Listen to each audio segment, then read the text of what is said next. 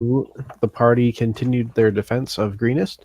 They successfully rescued quite a number of townspeople from the temple. They went up to the top of the keep to try and fend off or drive away the dragon. That didn't quite work out, but they were able to maybe save some of the guards that may have died otherwise under the assault. And when the breach happened in the Sallyport, the party successfully defended and repaired the breach with the aid of Helm Priestess Talina Cardina. And finally, when Blue Half Dragon Langdedrosa Sandwrath challenged the keep, asking for champion one-on-one combat, Corden bravely stepped forward and engaged him, and very nearly lost his life as a result. But as a part of doing this, he was able to save the family that the raiders had taken hostage. And at this point, most of the raiders have left town. Maybe there are one or two odd groups that are still hanging around, but for the most part, they have left. And it is during this time, after Corden has been fully healed, that you are called up to Governor Nighthill's situation room. Is there anything anyone would like to do before this happens?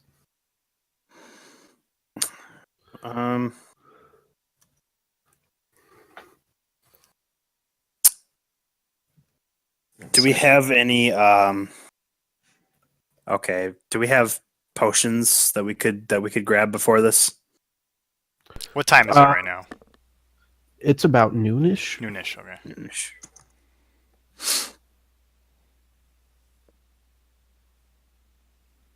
Sven's kind of sulking right now. I'd like y'all to note that I rolled 7 on my health. 9. Really, That's pretty good. baby.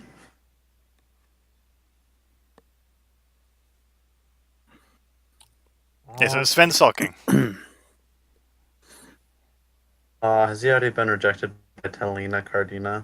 Not telling. Oh. Unless you ask him, of course.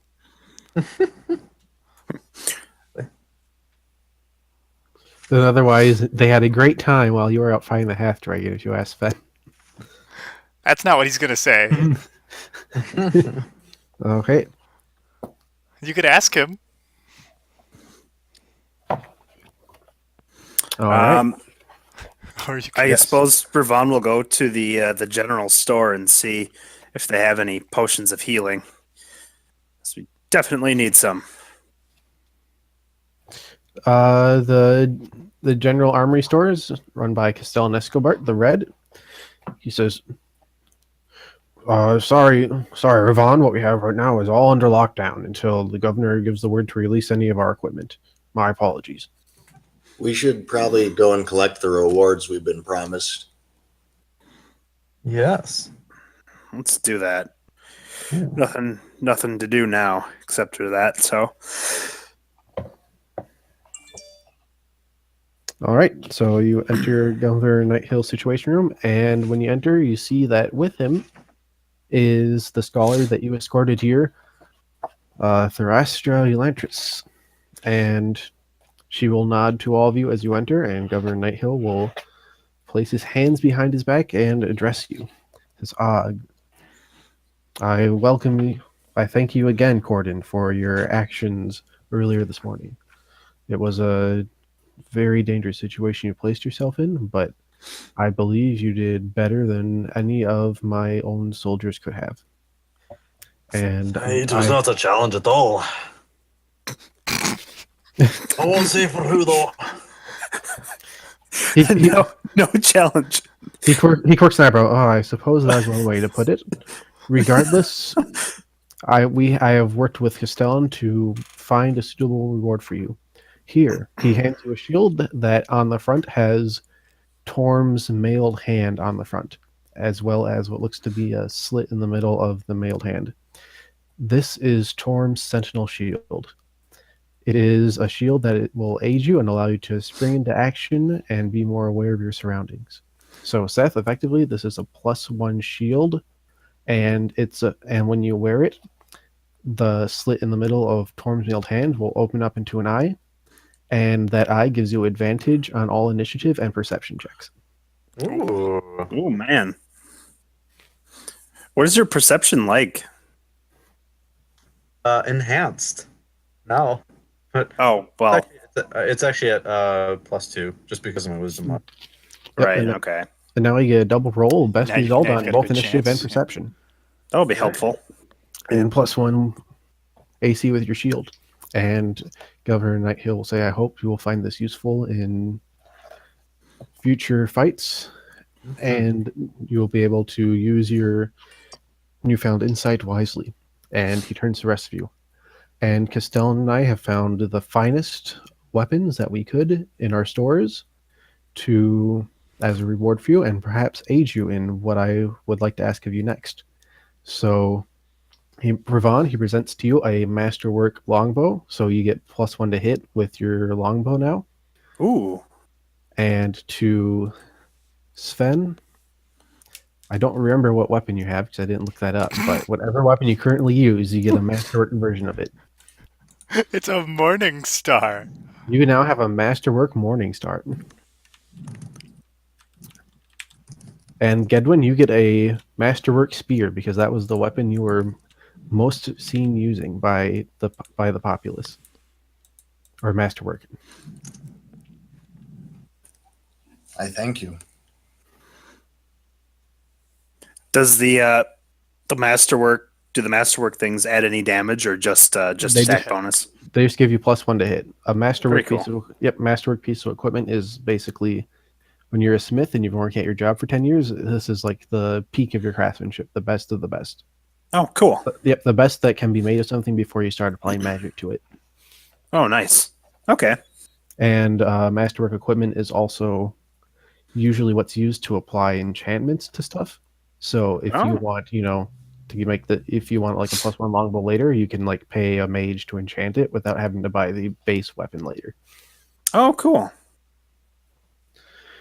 And Governor Nighthill will turn to Thrastra, and I've spoken with the scholar you scored to Thrastra, and it turns out that her contact here, who she was meant to meet, has been taken away by the raiders, and she has a little bit more to tell you about him. And she will turn to you and say, "Leosin has been investigating these raiders for months. I fear he may have tried to infiltrate the group and then he might have been captured when they recognize he's not one of their own. No one understands these bandits better than he does, and his knowledge will be invaluable against them. When you do find their camp, please look for any sign that Leosin is there. You should be able to recognize him, as he is a monk with quite his own capabilities. He worked at the library in Candlekeep before this. And I was meeting with him for information so we could compare notes about the Cult of the Dragon.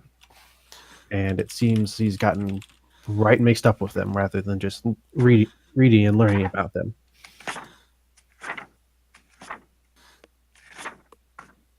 Hey, cannot be doing that. Are you saying this man was not captured, but rather went willingly?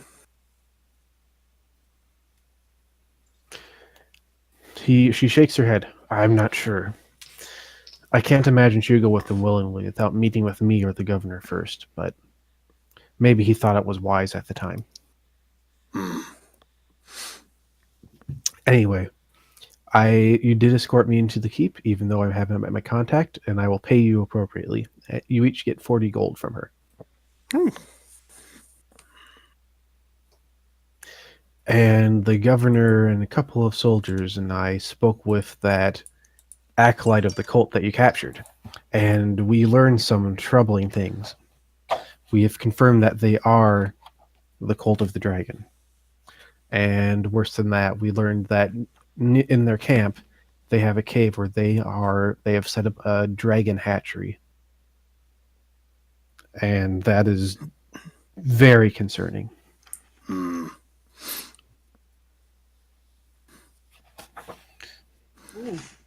Totally called it. They're hatching dragons. That's gonna be a right mess. Mhm. Governor Nighthill will speaks up here. If you can follow any of the stragglers back to their camp and learn about what their goals are with the hatchery, and even further, if you can perhaps destroy the hatchery itself, so that no dragons can be hatched. The world, the city, the town of Greenest would be forever in your debt. I think if any once those eggs start hatching, our town will be nothing but fodder for future dragon attacks. Would be my pleasure to personally see this hatchery destroyed. If you can get to the camp and at least get information on their plan, I will and potentially destroy the hatchery. I will. I don't know, a few dragons flying around might mean a new cloak. He smiles at that. I will pay each of you 250 gold pieces.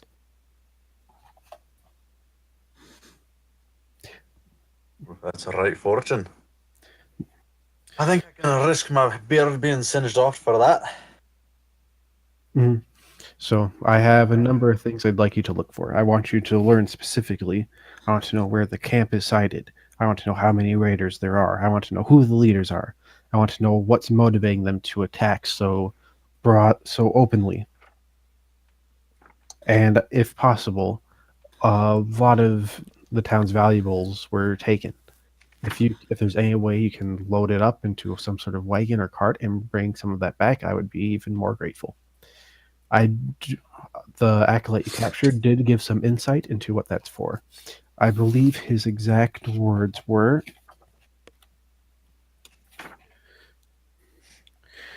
they are collecting treasure for the great hoard that will usher in the reign of the Queen of Dragons. If collecting large amounts of treasure is necessary for this, then any that you can take or destroy will hinder their plans. There's nothing I like more than looting a bunch of valuables, especially from those that took them undeservedly. Dragons must be culled. That's all Ravon has to say. And he will not. Okay, For lad. someone of my caliber. Governor Nighthill will nod at Gedwin, Corden, and Ravon and say, I take it you will take on this task then? And he will turn to Sven and say, what say you, great fighter? He's still sulking.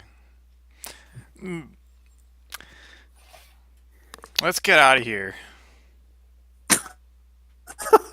Eager for I adventure. don't want I to see see. this place anymore.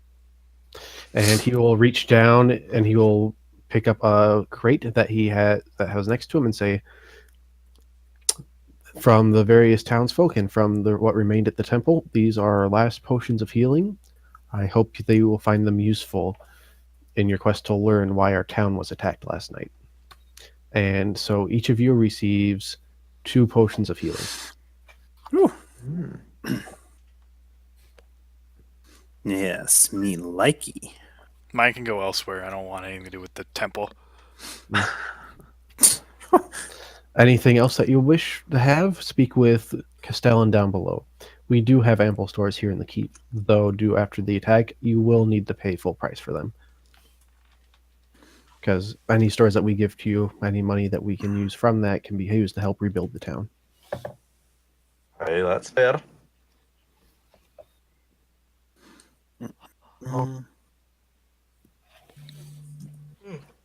And with that, he dismisses you, and he goes back to studying some papers and starts speaking in low tones with Thrastra.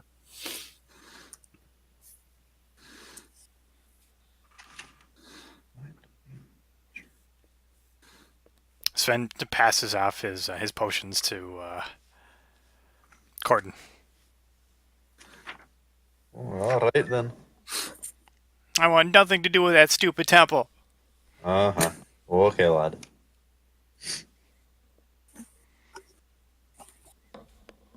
All right. Allow me to fill up. Allow me to fill up with some more That You got paid 40 gold pieces, so you're going to buy 40 gold pieces of booze, aren't you? oh, I'm gonna pay 40 gold pieces of booze.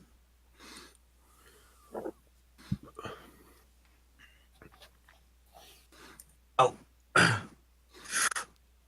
The old body's feeling ready and restless. I'm all set to go. If ye are.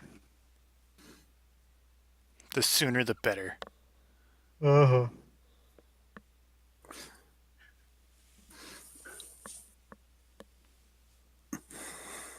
Ravon just nods. I suppose we should be finding a cart now, huh? If we're going to be hauling it back.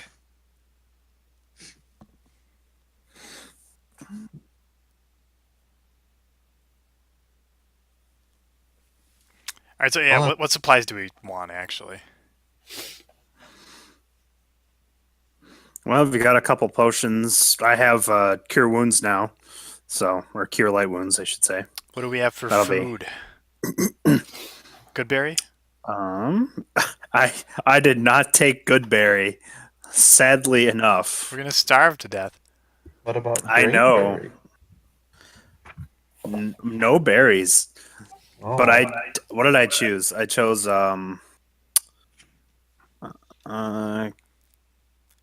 are my spells? There. Cure wounds and hail of thorns. Would you like a hail of thorns? No, I want Goodberry. You, my friends, should make sure to purchase rations. I only have enough room in my backpack for 8 days for myself alone. I mean, I'm carrying a guitar, a spear, and a sword as well, and my chest set,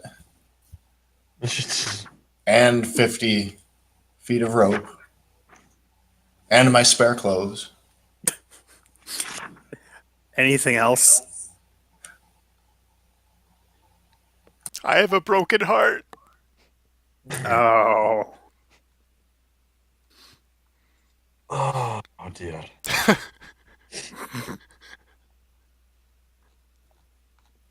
All right, lad, let's go.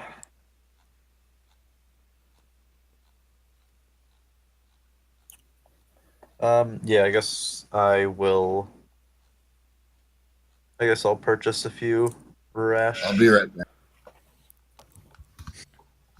Not a bad idea. All right, rations can certainly be purchased. I figure a week's worth will be fine. Yeah, that sounds reasonable. Wouldn't need it if we had Goodberry.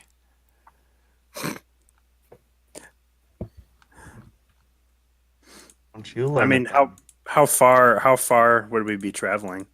Because I could learn it while traveling and then just I'm joking. You don't, you're not entirely sure how far away the Raiders camp is. Hmm. okay. Which is why it's best to go to the general store and grab some stuff that we might need. We A got week's the worth of funds. rations will run you 3 gold pieces and 5 silver pieces. I suppose I should get some change then.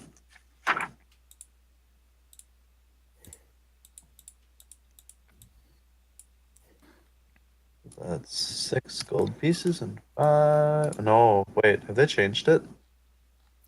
No, it should be the same. What's the EP here? They got copper, silver, EP, gold pieces. It's like Electrum. Well, one electrum is worth 5 gold. One electrum is worth half a gold piece. So if you have 2 electrum, you have 2 gold pieces. Oh, okay. Is it But still 10 to 10 to 10 to 10? Yes, it is still 10 to 10 to 10 for everything else. Okay.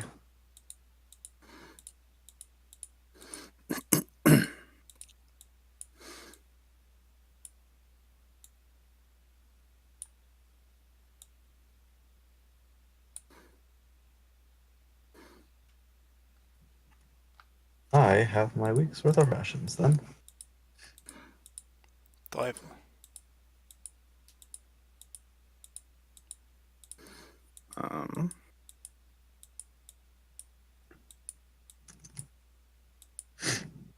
And for everyone else who'd like to buy rations, same prices.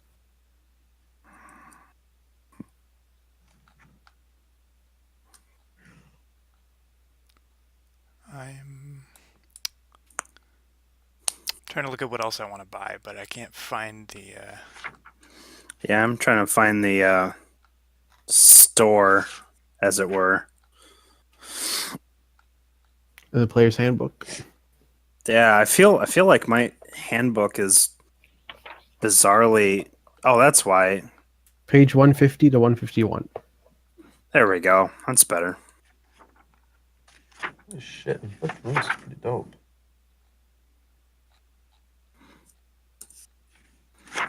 There we go. Trinkets.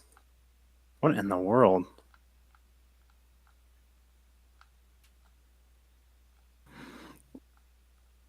Oh, that's why. Okay. I type in 150 and it takes me to page 158. That is not useful. Thank you. It's reading the Adobe. scan, John. It is. All right.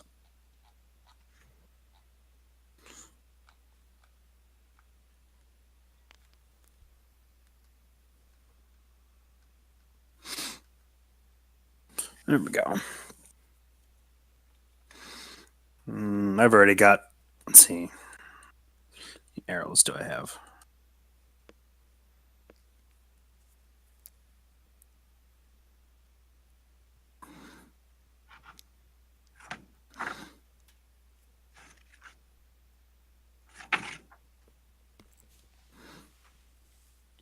I would like to buy a climber's kit. Absolutely. It is available. All right.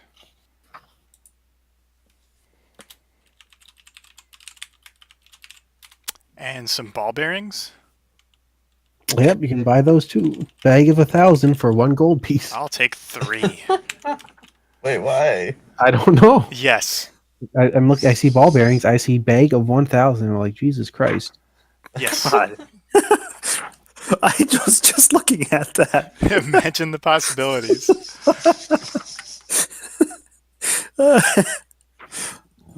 Crazy, man. You could get chalk for 1 copper piece. Imagine all the chalk you could get. Maybe you could go into the chalk zone. Chalk zone. That sounds like a magical zone. Chalk. Mm. And hopscotch.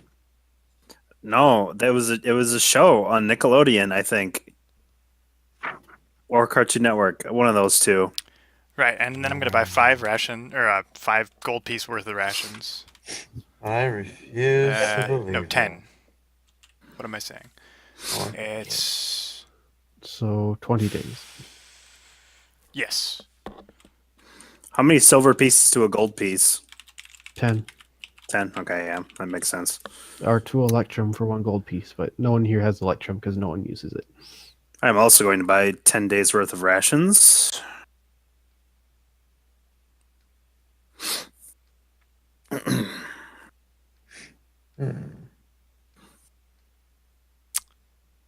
Give me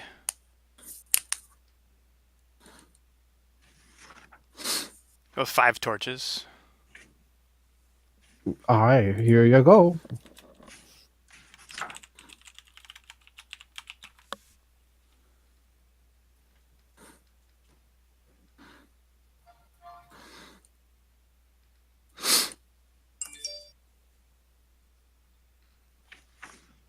I'm being smart and I'm writing down all the page numbers for my spells. 5 things of oil. He gives you 5 things of oil. Jesus.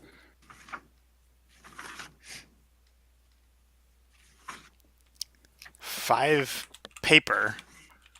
Do you get 5 paper? I'm going to have all this stuff. It's going to be great. Imagine how much it all weighs. Most of it's very light. The oil is a little heavy, but You could buy a portable ram. I'm back. Welcome. yes, you could buy a portable ram. Rams can already walk. Oh, this is a smaller one though. This fit one in you your can pocket. fit in your briefcase Yes. for business meetings. Oh, so you don't want to come out and bargain, eh? Well, let me break down your door. My goodness, spy glasses are expensive. Well, yeah, they're very precision instruments. Did I just miss you guys shopping and that's about it? Yep. You haven't even missed the shopping. Where's shopping? They're still shopping. I'm done. I don't take much. I'm a modest dwarf. You're going to be very unprepared for what's to come. I have ball bearings. So we can trip all the cultists. I could sense your jealousy right now. Uh-huh. I am buying 2 quivers of arrows.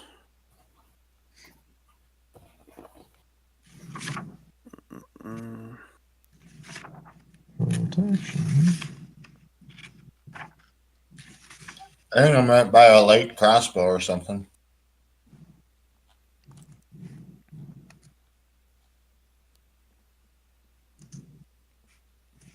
Sanctuary. Ah, shit. I have to find favorite.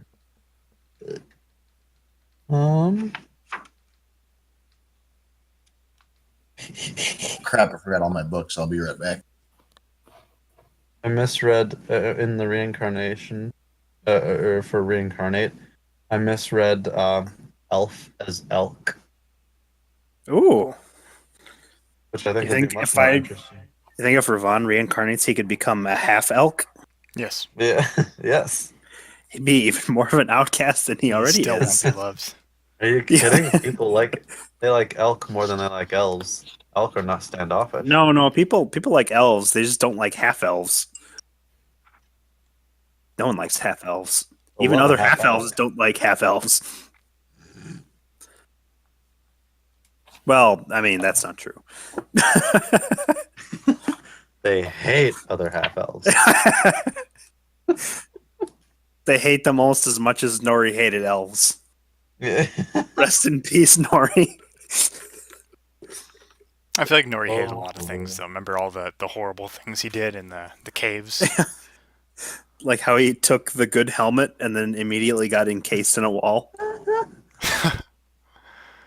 Oh, good times. All right, I'm back. Got my books. All right. Nori was a little bit of a psychopath. So I think Sven is done with his oddball shopping, and he is going to start muttering to himself in a corner. Oh, there's Goodberry. He's holding a bag of ball bearings. You know what? I think, going to buy a bag of ball bearings. Because I have sneaky plans for them. Oh no. So does Sven. Very good. Y'all are weirdos. I'm getting creative with my ranger. Uh-huh.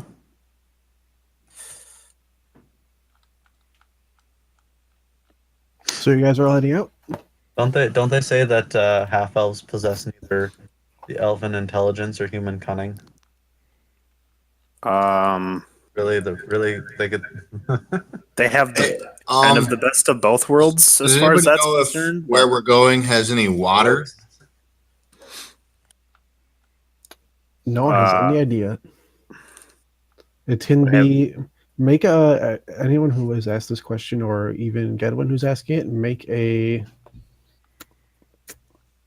just make a generic intelligence check. Oh shoot! I didn't bring up my virtual die. 2. Oh, I should install like a bot in this Discord server that lets you just roll dice. that'd be cool. I can't find my bag of dice.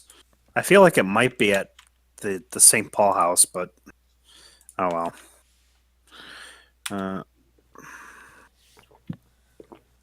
Just Google D&D dice roller. No, yeah, I'd actually go on to Roll20 to do it, just because I enjoy typing it in better. But mine is For some Wizards of the reason. Coast. And Hasbro. Oh, Wizards. You mean Hasbro? I mean, Luigi. no. Has been.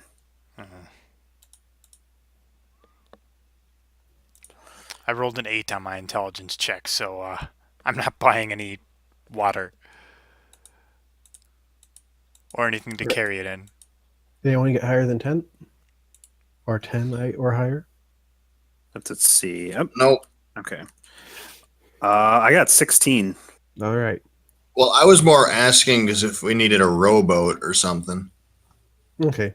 I mean, Ravon has the pretty nice insight that if they have a large raiding camp and they've set camp somewhere, there's probably going to be a water source nearby to help water not only the raiders but also any horses or those nasty little lizard creatures they had with them. All right, so here's the game plan. We're gonna use 3,000 ball bearings as a raft. They'll float Alex. like boats. I'm going to buy for 25 GP a light crossbow, Okay. and let's see. Where's the ammunition? I'm not entirely sure. We can find out together. I'm also going to buy 2 flasks of oil and where are the torches? And 2 torches.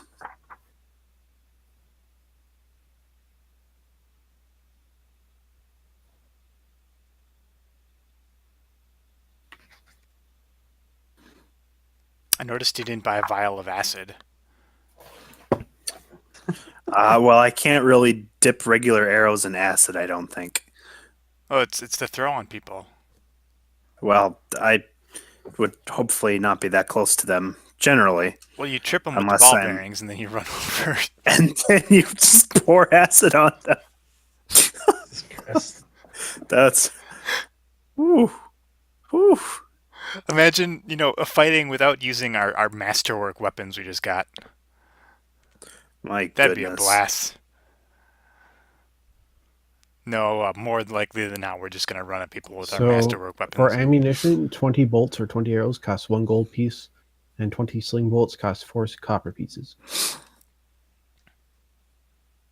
However, if you buy a crossbow or a bow, you are given a case with 20 pieces of ammunition already.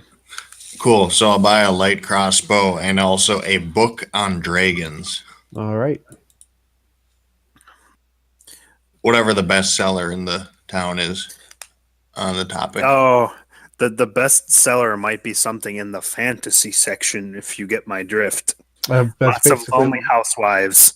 That's basically what he tells you. You get a CD romance novel involving a dragon. I get a CD romance doll, you said? Yep. And a dragon is apparently involved. Oh, ho, ho. No.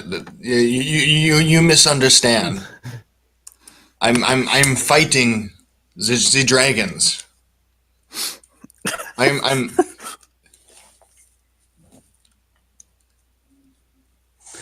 He goes, well, there's not too much call around that for these parts. The library and Candlekeep will probably have more books on that sort of thing than we do around here. fine. People are more into the stories and stuff. I'm already like, Terrifying Actually, wait. dragon that lives right next door. wait, I'm a bard, so actually I can find value in stories. You want the CD romance novel? I'll take it. All right. There'll be 5 gold pieces for the book. Really? It's just 25. Then it's 25. Why would you say that? Oh. I mean, I was thinking books are expensive to make, but Oh, This is my like goodness. this is like we'll say it's still 5 gold pieces. It's like a beat up, It's a beat up Yeah. thing. It's passed around It's the like town. an alt fiction one. Yeah, it's like something that the town maybe has like 1 or 2 copies in it, but it's been making its way around the town. So housewife 1 finishes it and passes it off to her friend when she's done with it, that sort of thing. I want to say Paul just rolled a 0 on persuasion right now. That's incredible. Paul. Like the What? store owner is saying, "Here, let me give you this terrible crap book that's on sale for 5 gold And pieces." not going to help you. And he says, "Oh, 5 gold pieces, but it's 25." Oh well, in that case, I guess it is. Here's his genius plot. He's going to sell it to one of us for 30. Profit. All right, so you guys are ready to go on your adventure. yes. Okay. So when you leave town, it's pretty easy to figure out the path the raiders took in because the whole area surrounding Greenest is like farm fields, and there's definitely like a swath of the grass that's been tamped down by a attacking party. Everyone can roll. I perception wrote check, useful though. dragon book in my items. What are we rolling? Perception. Uh, 17. 5. All right.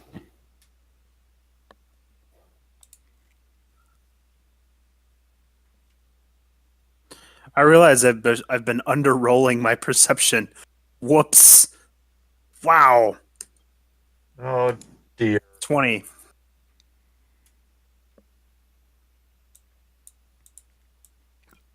All right. Anyone who got 15 or higher, you notice that the footprints that you see, stuck down in the dirt and the mud of this grassy field they're cutting through, that of like the horses and whatever carts they took stuff away, that they are much deeper footprints on the retreat than they are when they were approaching.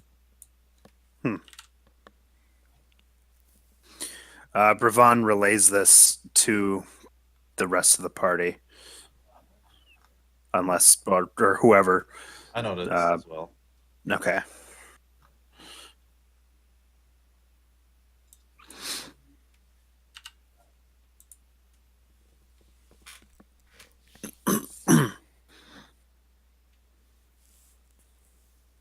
Yeah, I got nothing to say to that. It's okay. We keep going then. Yeah. Mm. All right. So how are you traveling? Are you traveling at a moderate pace, quickly, or slowly? Probably.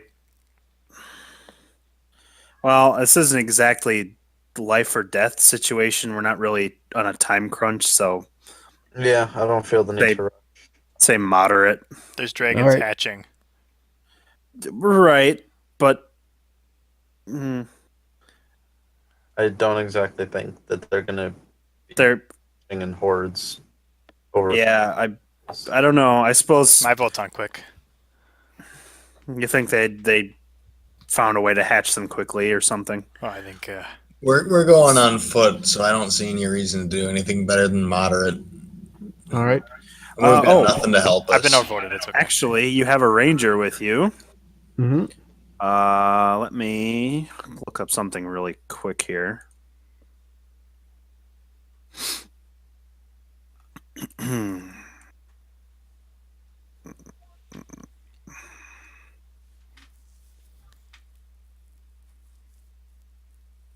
Tracking ain't my thing, so leave that. The ranger. Let's see here. But right.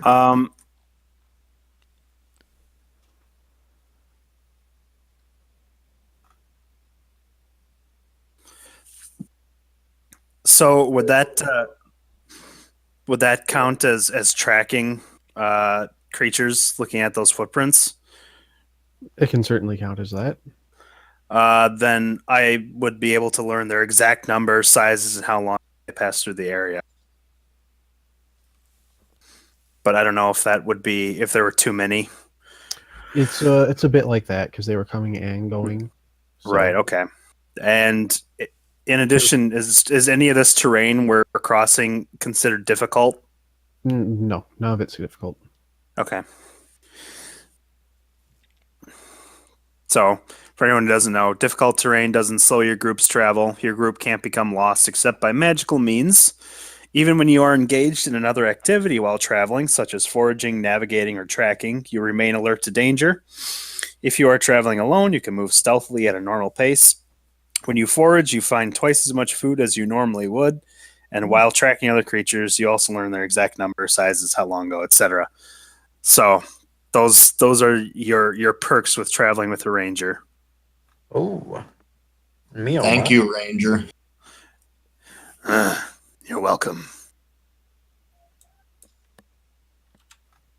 Me oh. All right. So you travel south at a moderate pace, and takes you about 12 miles of traveling south along this like grassy swath the raiding party cut before the terrain starts to change up. It turns into a more rugged region with steep-sided rocky plateaus replacing the gently rolling hills. The land between the plateaus is largely flat, broken only by outcroppings and wandering streams and steep-sided gullies. The plateaus are jut 50 to 100 feet above their surroundings and are difficult to climb except for rock falls and subsidence-created natural ramps. The crumbling sides of the plateaus are dotted with caves and tumbled boulder fields. And as you're traveling, weaving your way through the plateaus, it doesn't take much to notice a column of smoke rising into the sky, maybe a couple miles in front of you. And you're approaching about 6 p.m. about this point. Is this the time of year where 6 p.m. would be considered dark or still very much light? The sun is certainly setting, but you have about 2 hours left of daylight. Okay.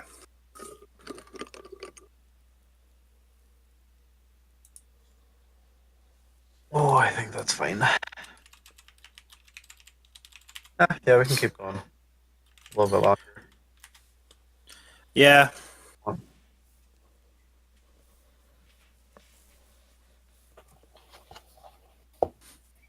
Might as well get a little more stretch out of it. We'll be able to light up a fire quick enough. Oh, yes.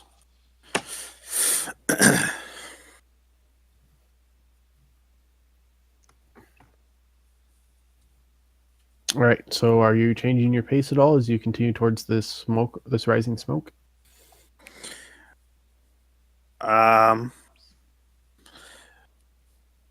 In the interest of being stealthy, I think we should slow our pace a bit just so we don't get caught. All right. So you slow down your pace, and after traveling for another hour, you spot a small group from a ways off. It looks to be a couple of stragglers from the raiding party sitting around a small fire. They're in a low spot between the surrounding plateaus where tall boulders have rolled into a loose jumble. It doesn't look like their surroundings offer any protection from enemies and doesn't really offer them any sort of advantage. Are they kobolds? It looks like there are 4 human cultists and 8 kobolds. Are there any trees or anything around, or is it pretty much No, it's all pretty much like, rocks, rocky, craggy? rocky, rugged. There's like a small stream that is winding its way between the boulders that they are around, but that's about it. How loud is the stream? Not very. Okay. Just enough to put you to sleep. Okay.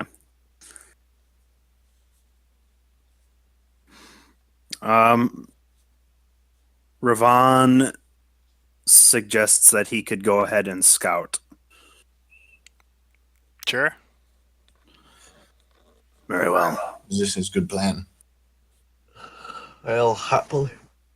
Back in a flash. Ravon will go stealth mode. All right, make a stealth check as you approach these guys. You got it. Where's my stealth? There it is.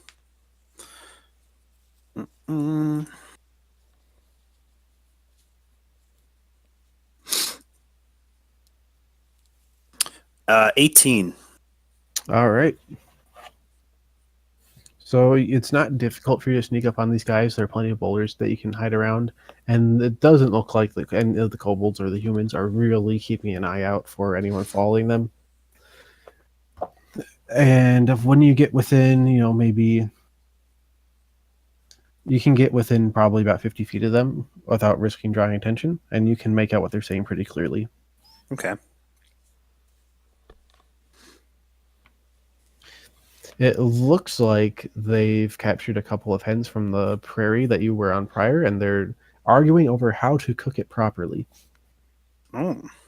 The kobolds are kind of screeching at the humans. No, you don't cook the meat. You just eat it. Yum, yum, yum. If you eat it, you ruin. Get rid of all the flavor. You need that blood to be nice and strong.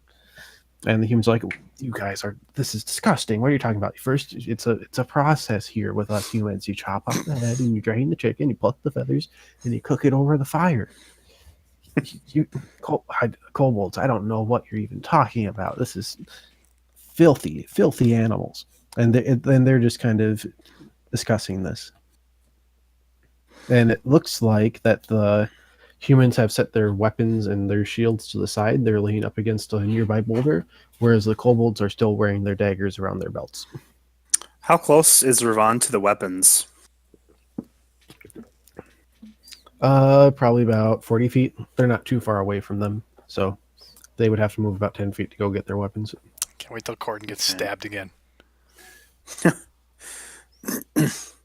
How far would it be to go grab the shields and weapons and bring them over to the stream and throw them in the stream? How far do you have to go? Like how total? Yeah, like to grab them, go to the stream and remain hidden. How? Well, not necessarily remain hidden, but I mean obviously remain hidden. But yeah, how far total? You'd probably have to. It'd take about 40 feet to approach those, I guess. And then 40 feet. But yeah. If you wanted to toss them away from where they couldn't reach it, you'd probably have to go another, 30 after that. Okay. At that point, it's probably you might just be best off grabbing them, and walking off with them. Probably, yeah. Do I want to do that though? Throwing them sounds loud. Yeah, well, yeah, throwing them. I mean, do I want to actually risk getting caught? I mean, I could disappear. I'll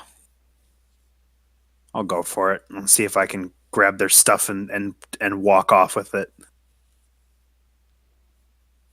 All right, everyone else who's hanging back and watching, watch Ravon get pretty damn close to the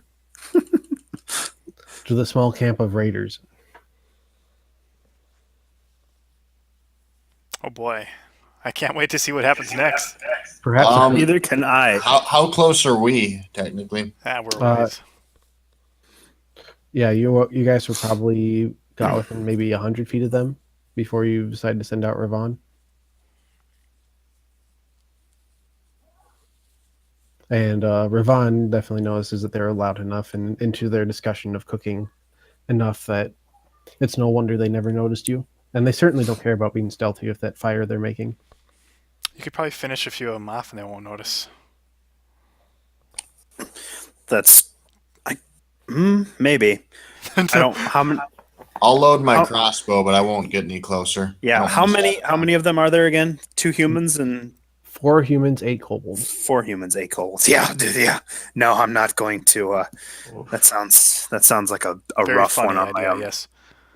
You also think it wouldn't be too difficult to go around these guys if you wanted to avoid a fight. Okay. I have to roll stealth or anything. We're grabbing the. Yep, I'm not going to have you reroll stealth as you approach the camp, but I'm going to have you definitely roll stealth as you try to swipe these weapons. Would that be stealth Okay. or sleight of hand, though? Uh, Because you try not to make noise while using his hands. Either Yeah. way, it's the same roll for me. So yep, it would probably be a sleight of hand roll in this particular instance. okay, I can do that. That is an 18. All right, that 18 lets you swipe up all the weapons into your hands. Maybe one of the swords rattles a little bit as you grab it, but it's not loud enough to attract anyone's attention. Fantastic. You're pretty burdened holding all of these weapons, though. How much So- weight total? Let's figure out how much 4 of those dang swords weighs. It's mostly just awkward. It's not even about the weight. Oh, okay. Yeah, swords probably weigh about 2 to 3 pounds because they started making them weigh real amounts. Okay.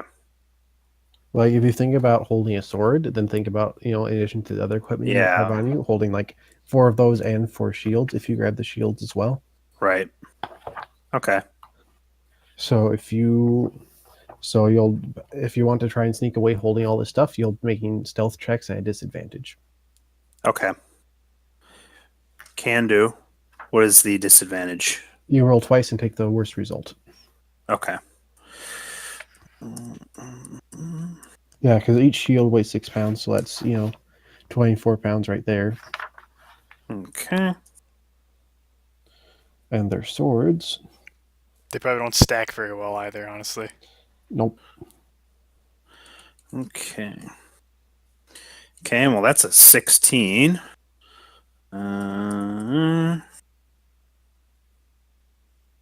Yeah, the swords all weigh 2 pounds, so you're holding like 32 pounds of metal and clanky equipment.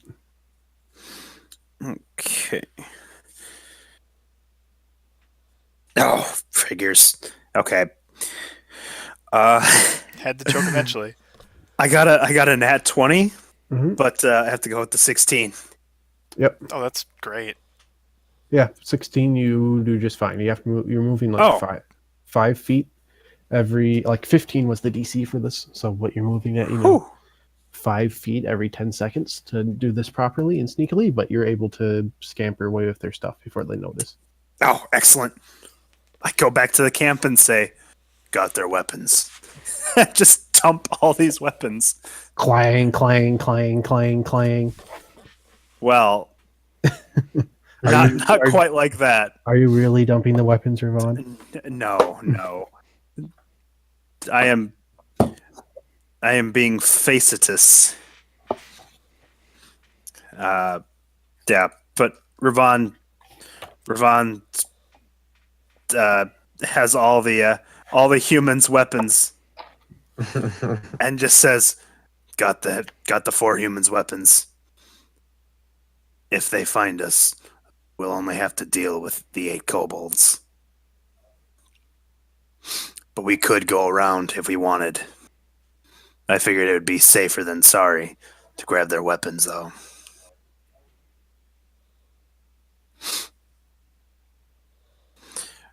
What would the party like to do with Ravon's information? Well, sorry, I started using your voice packs. Go French. You are a bard, after all. Well, we had better be on our way because as soon as they find that their weapons are gone, they will be searching for us. I don't think they're too concerned about their weapons right now. They are eating quite heartily. But We'd still, have what plenty if of time. what if by chance or perhaps by fate one of them simply glances back and wonders, where is my weapon? Don't believe in fate. Or else otherwise we could perhaps take advantage of this and we may get the jump on them.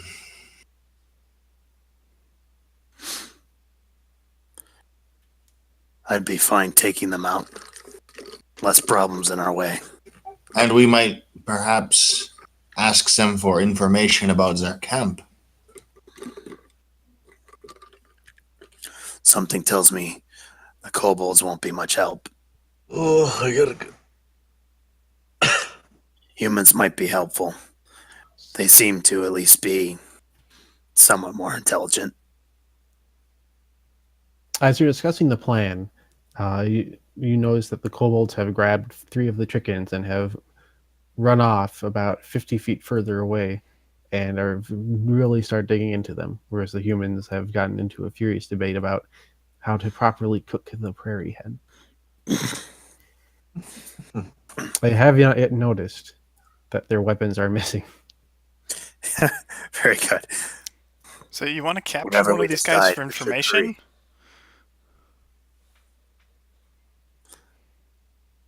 Mm, Clearly the kobolds are smarter. They're already eating their chicken.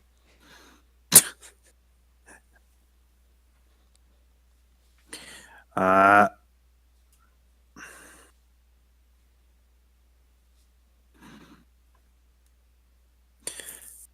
well,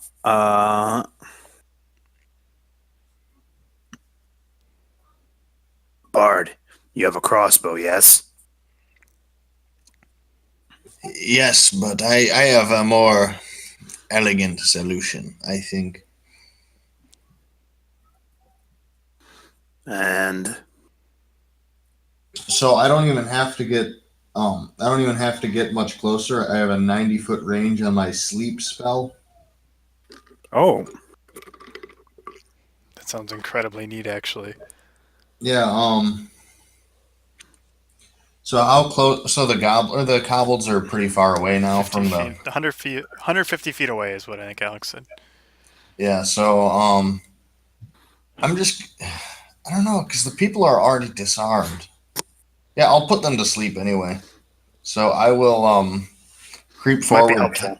10 more feet and then just start like very softly and gently playing a tune on my guitar. Well, your guitar gently weeps.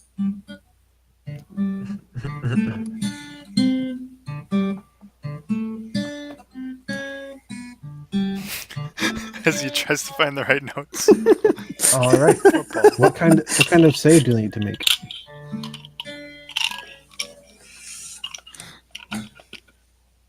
Um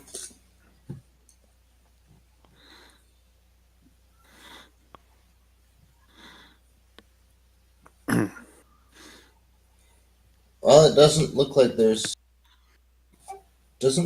a save. I just can only do so many hit points. Ah, okay. So what's your hit points limit?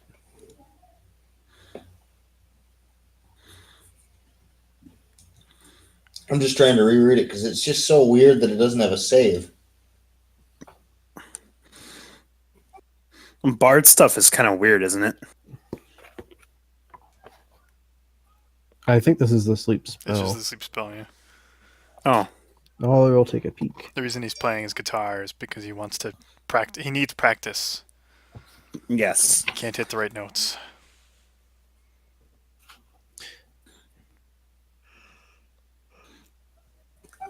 I can put 24 hit points worth of creatures to sleep in a 20-foot radius by the people. All right. Oh, not hit Yeah, dice, either I- hit points. Yep, just flat hit points. And yep, 1 minute duration, casting time, 1 action. All right, so for this, I'm going to roll the hit points of the cultists, and I'll just read them off as they are rolled. So we'll see how many cultists get put to sleep. And you'll get to learn how many hit points these guys have, too. So the first cultist has 14 hit points. Okay. The second cultist has 3 hit points. Next one has 11, and the next one has 5. So, based on those rolls, 3 of them fall asleep, but 1 is still awake. Being the 11 And- health one. No, it'd be the 14 health one because it goes up in this because the person with the lowest hit points falls asleep first, and then it goes up from there. Fair. So, it sounds like incredibly bored and drowsy with their conversation and fall asleep. yep. And the last So one's to them, it just seems like, oh, you're falling asleep now. yep. It's very natural. It's not like an instantaneous snap the fingers, you're asleep. Okay. For the 3 hit the point dr- one was. The 3 hit point one, yeah, he just fell over, but the other guys, it was more natural. And the last one looks a little confused.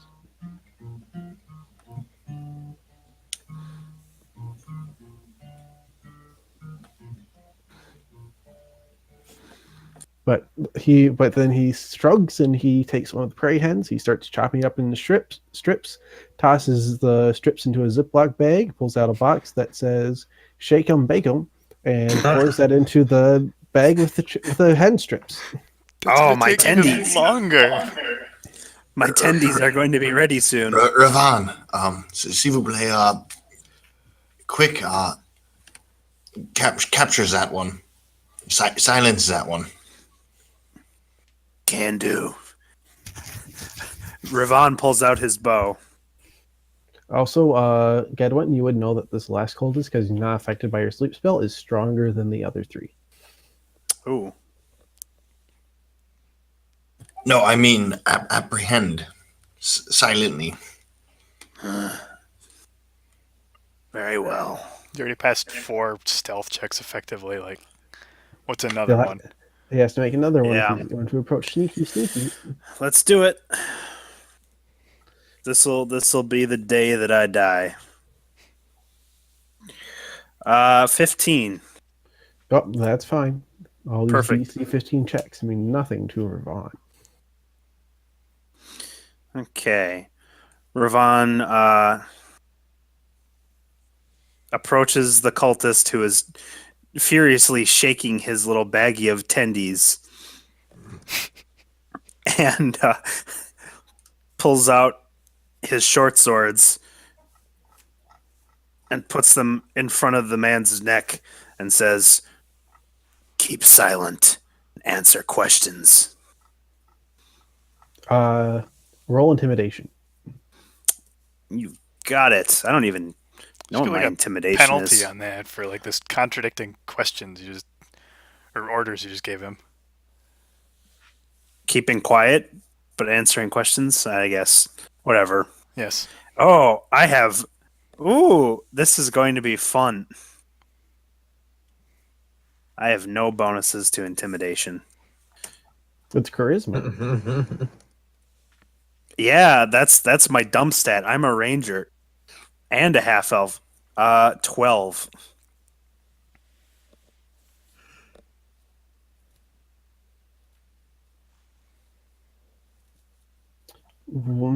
Yeah, that's good enough.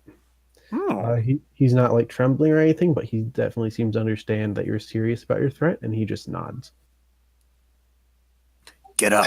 I think it's time that the rest of us advance then. Oh, I suppose. Sure.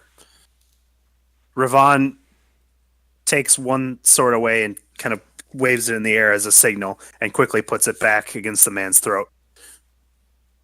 All right, rest of you guys are able to approach. What are the cobbles doing? They're eating the hen's whole.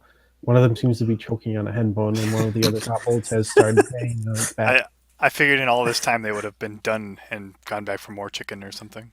Nope, they're yipping in amusement. Disgusting creatures. Although the duration of the sleep spell is 1 minute, so you gotta act fast.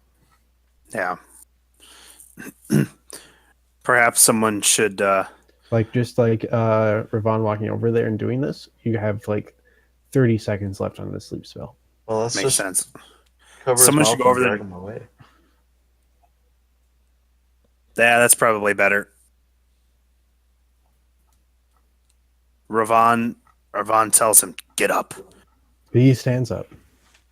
come with me," He goes and with you. immediately turns him around and starts marching him back to where we are. This that's what happens. And by Very the time good. you're back with the group, the other cultists have started to wake up. Very good. Let's tie this guy up and do some intimidation, which Ravon won't really take part in because he has no bonus to intimidation. Charisma. Or do I? Let the Frenchman do it. Let the Frenchman. Unfortunately, I think that's our option. All right. So have you removed your sword from the cultist's neck, John? After someone ties him Hello, up. my friend. Let me tell you, if you want to have Let a me tell very you. very good time, and not What's your roll? For a good time, call this number.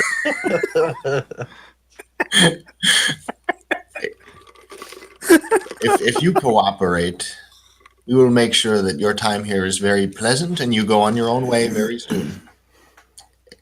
Everything will be good. My promise. Is that a persuade? That would be I'll say you're using persuasion. Yes.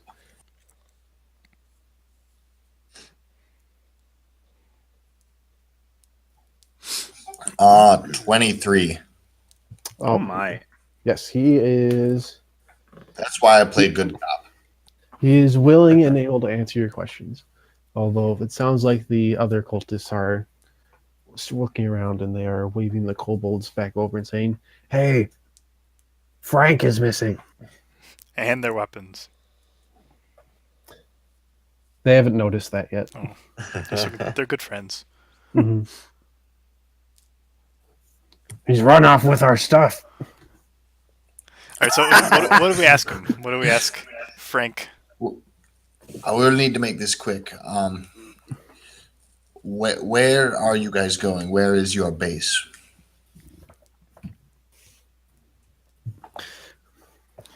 Our base.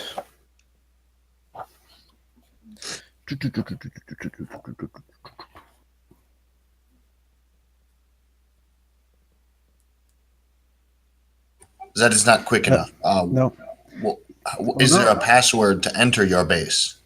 no password.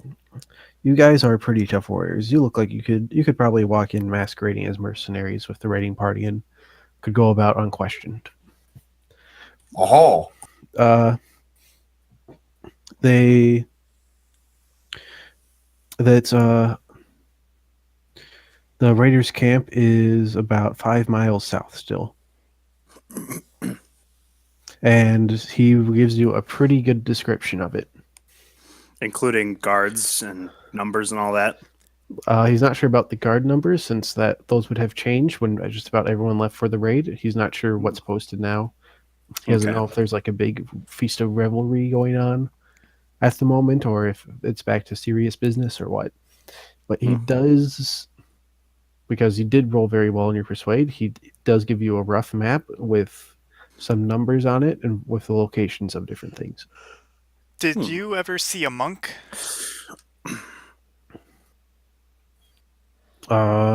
He shakes his head. is there anything else we need this gentleman for? I don't think so. How long does that chicken need to marinate?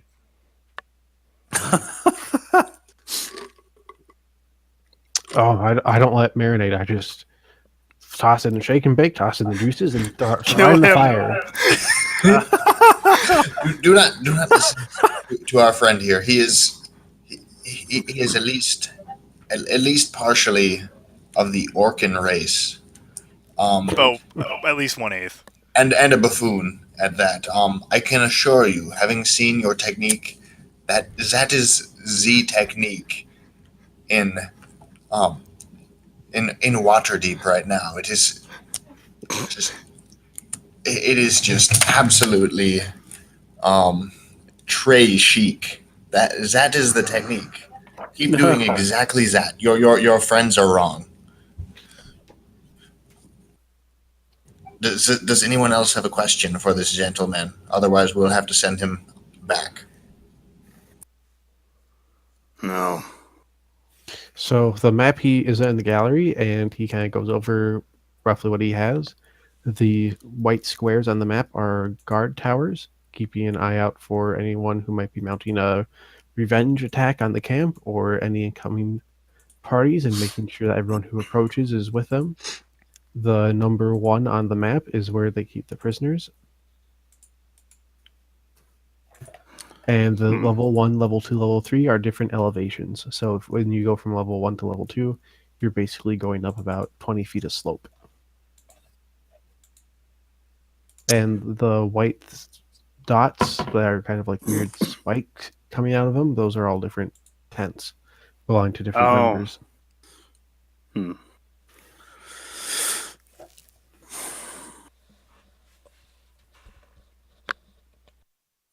Goodbye. Was-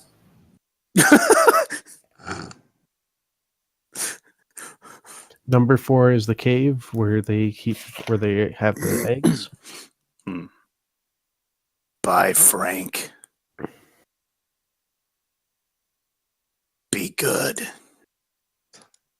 Before he departs, He says there's some brush around the site. You see the What- green spots of grass that grows to about 4 to 6 feet tall. before he leaves, Alex, Mhm. I give him some mushrooms that I just found, and I say, here's an excuse for why you left your sleeping friends. You have these mushrooms you found. They will be perfect addition to the cuisine. You can trust me. Well, he has more information for you before you send him back the mushrooms, though. Okay. The guards have horns they will blow if they detect anything odd going on in the camp. Hmm. During the day, the prisoners are put under guard by 4 dragon claws, which are the leaders of, or basically the sergeants of the cult. You saw one bashing down the door of the temple, wearing that funky mask. Oh, yes. Oh, I got a 14 on the deception about the mushrooms, by the way. Oh. Well, I'll be right back. I'll quickly see if he believes it. Okay, I have no idea whether they're nutritious or not. He does not believe you. Okay, then. But you don't know that. All right. He just won't be. We just won't accidentally poison them. That's good.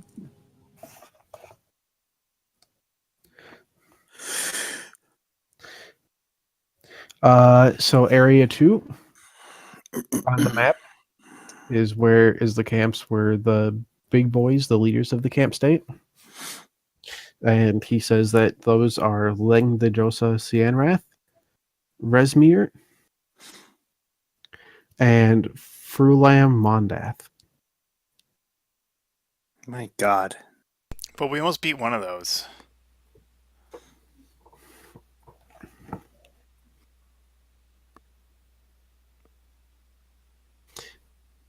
An honor guard of 4 guards and 4 guard drakes keeps watch around this tent day and night. They don't sleep at their posts, and they don't fall for tricks, and they don't listen to stories or pleas.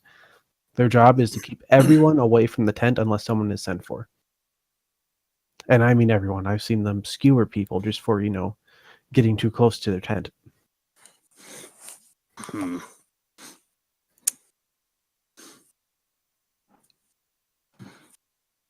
So those guys are pretty bad dudes.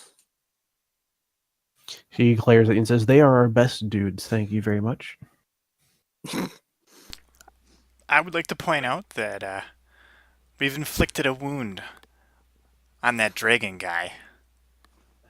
I have. He'll remember that one. You will. Was this a Telltale game? He snorts in disbelief. Cianrath will remember that. Well, if he does, you better hope he doesn't see you when you go into camp. Oh no. Thank you. You have been most helpful. I'll kill him. I'm all for that.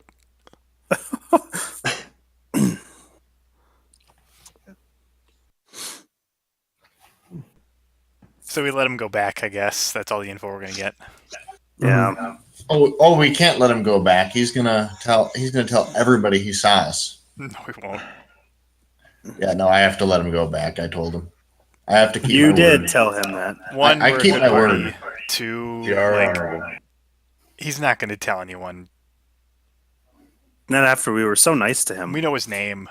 I only held 2 swords to his throat. We let him live. And I gave him a gift of mushrooms that he won't even cook Yeah, anyway. he's gonna tell on us. All right, let's go. 5 miles. We We're can do this. mercenaries. We're scary. Yeah, let's see if we can try and get to their fort before these campers return. Mm. That might be in our best interest. Oh yeah, their whole army did see our dwarf. He will also before he leaves, he will also warn you that they have set a rear guard to keep an eye out for any return attacks, and that's about a mile south. Mm. He says it's pretty easy to bypass it if you know where they are, and he gives you a pretty good indicator of where they might be. This guy's like the best guy ever. You All I did was flattered him about his prairie dog recipe or whatever. Well, it was a very big point of contention with his, the 11 other people he was hanging out with, and having someone support him on that feels pretty good. I tell you, that's the way people are cooking prairie dog, right there in Waterdeep. That's how the lords of Waterdeep want their prairie dog cooked. Holy fuck! All right. moving on. Mhm.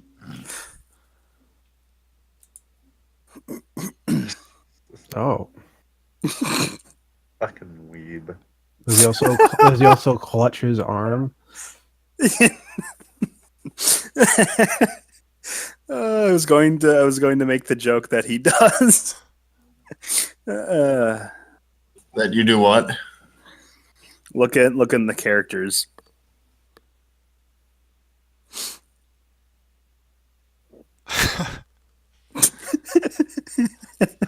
Moving on. Yeah, that shouldn't be allowed in here, Alex. But...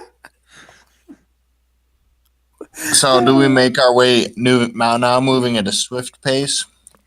Well, we know where the rear guard is. We know how to easily bypass it, and And we have a ranger. we have a You're ranger. welcome Yes. to encounter. You're also welcome to encounter the rear guard should you want to. I don't really. We can easily walk up and say, "Hey, yeah, we're mercenaries. We're a little late, but here we Somebody are." wants to encounter the rear guard, I guess. No, we don't want to uncut. We gain nothing from it really, No, yeah. except damage. Mm-hmm.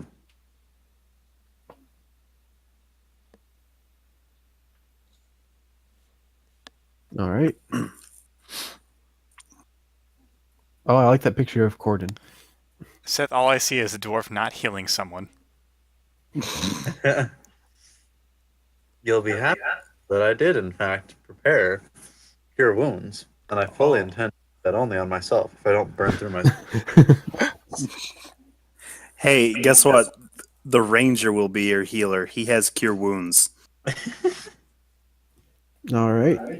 So you guys will be continuing forward at a swift pace and avoiding the rear guard. Yes. Yes. All right. You are more than able to reach the.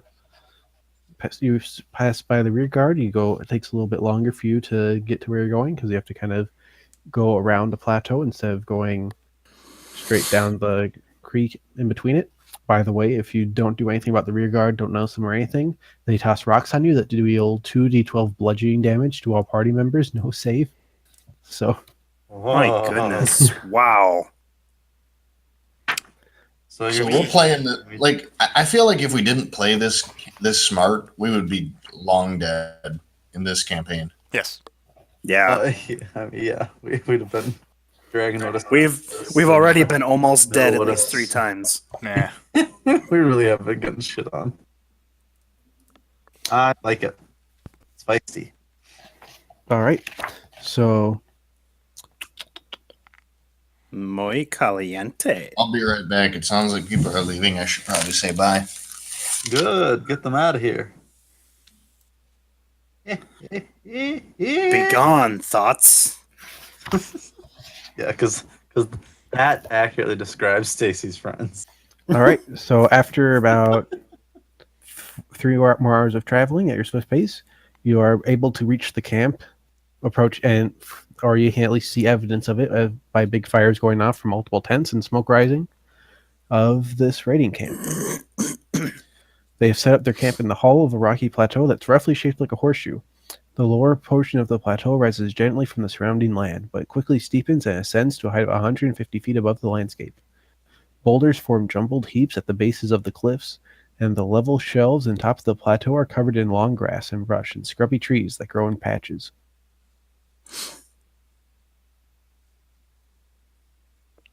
All right. Depending on how you want to approach this, if you choose to do approach from maybe that shelf up above from around the camp, the rocky terrain up there with the boulders, that counts as difficult terrain, but they do provide 3/4 cover. Well, thankfully, difficult terrain does not slow us down. And the brush around the site, that goes about 4 to 6 feet, that also counts as difficult terrain and does provide 3/4 cover as well. My All right, goodness. Before we go in, I kind of want to go over again what our goals here are, just so we all understand it.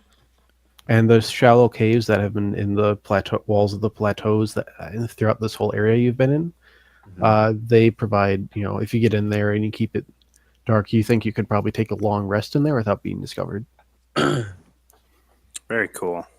Very cool. Very cool. So we could look to strike and destroy the rear guard and take shelter in a cave. We wanted to recover if we were able to pull it off undetected. Needed to lick our wounds. Yes. If we're going to do this sort of You guerrilla don't know that- tactics, we need to secure a base before we get hurt. You don't know the size of the rear guard, though, because no one asked that question. Yeah. Like before getting into combat, we need to have somewhere safe to be, I think. Yeah, true. Because yeah, We could have our ranger pick if he can pick out anything about the rear guard when we get closer as well. or you could just find us a nice campsite, one of That those works. caves. I know. I'm just saying before we take action. We can scout it out as well. And Seth, I know you have a thing to be to tonight, so I don't know how much longer you guys want to get into this before you guys want to pause for the night. I'm good to go until about 10:30. All right, Oh my. perfect. Very good. How long can this go on? That's a very good Hearthstone. No, it's not. Forever. Yeah, I'm good till about 10:15, 10:30. That'll work. Perfect.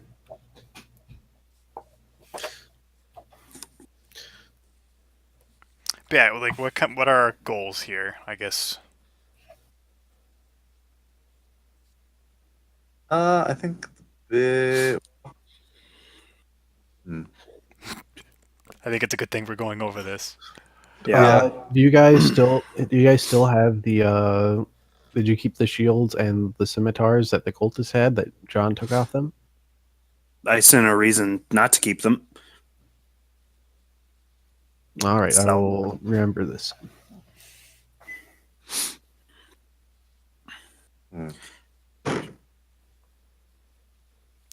But yeah, like I think the basics of it is we need to find out how many people were here and kind of a rough layout of the area, which we've done. We Yeah. need to find and potentially destroy the eggs, that the hatchery or whatever, Yes. and We have to make sure we don't cause a ruckus. Otherwise, the entire freaking camp is going to be at our throats. Yeah. But that's kind of the gist of what I recall. Yeah, it was. I mean, yeah, dealing with the and gathering information, seeing what we could do about retrieving valuables. Just so we remember. Farewells have been dispensed with. I am back. Muy caliente. We talked about stuff behind your back. Those darn Frenchmen and surrendering. It's always with the mushrooms. Ho ho, wee wee. Hey, Henry, if they believed me, then there would have been a chance that they would have all had like cramps so bad. You're telling the They guy wouldn't have been able you to follow promise him a us. pleasant experience. He's going to give you a terrible Yelp review. Ye old Yelp. A strange, mysterious guy I met in the forest gave me some mushrooms he found. 3 out of 10.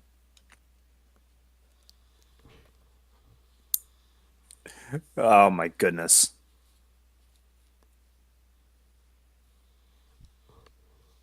Yeah. So now that I'm back, where exactly are we? Are we at the camp? No, right now we're leaning towards finding. Well, Alex kind of described the camp to us, didn't he? Yeah. I think we're outside of it. You are outside the camp. You're probably getting I assume you're staying a good. I assume you're staying a safe distance. I almost want to enter Yeah. it before anybody knows to look for us. Well, you said the rear guard. We have. Well, we passed the regard because we knew where it was. Yeah. Gotcha. Okay, so all right, we won't deal with them then. Yeah. That's why I was so insistent on not worrying about the regard. Yeah, I'm quite glad actually that we made that last combat a not combat situation and just got the info. Yeah. I mean, those were incredible rolls from John. Very, very lucky. Mm. All right. Very good at stealth. I decided to make this character more stealthy than pretty much all my other characters. Yeah, but you so- get one thing lower than 10, and Yeah. It you was could have been in A trouble. couple, And the couple jig rolls is lower than up. 15 in that pass case. yeah, boys, the jig is up.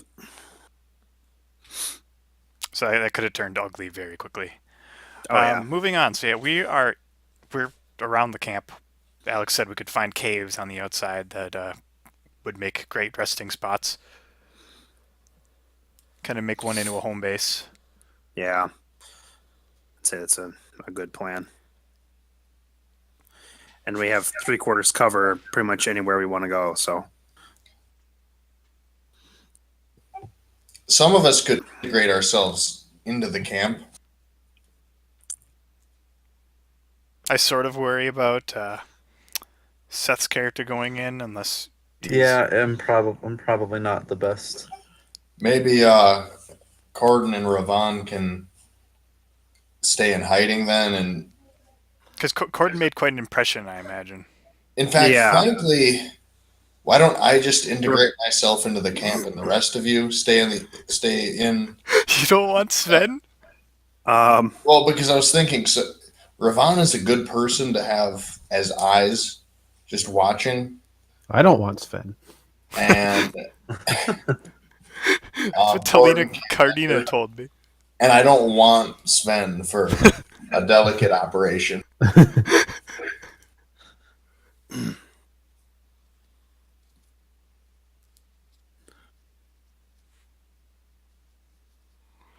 Anybody okay with me splitting the party and me just Sven wants to go. Oh, take me! Take me! I'm gonna roll to see if I let him down gentle or not. That's very kind of you to roll for that.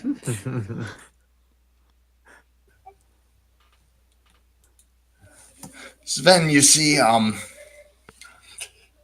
got this big smile on his face. I think that, well, if you go with them, you might even get paid extra. Not double, not double. But I might be able to see if the Rastra can give you perhaps 10 extra gold pieces.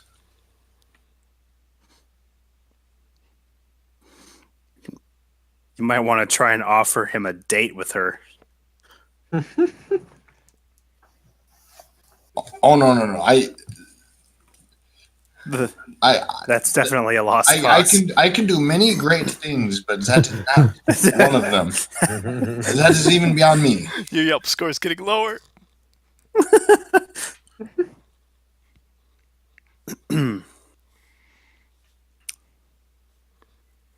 All right, let's go. Oh boy. He says to Gedwin. I suppose. We're looking for that monk, right? Okay, well, I'm. I suppose the just don't dwarf and I think can I'm stay cut out for behind. this kind of work with me. This is a delicate procedure. I grab some dirt from the ground, like rub it all over my face. I'm a hardened mercenary now. Ah! And kind of flex a bit.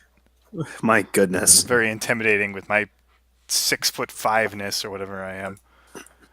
On All second right, thought. I'll go with Sven into the camp if everybody's okay with that.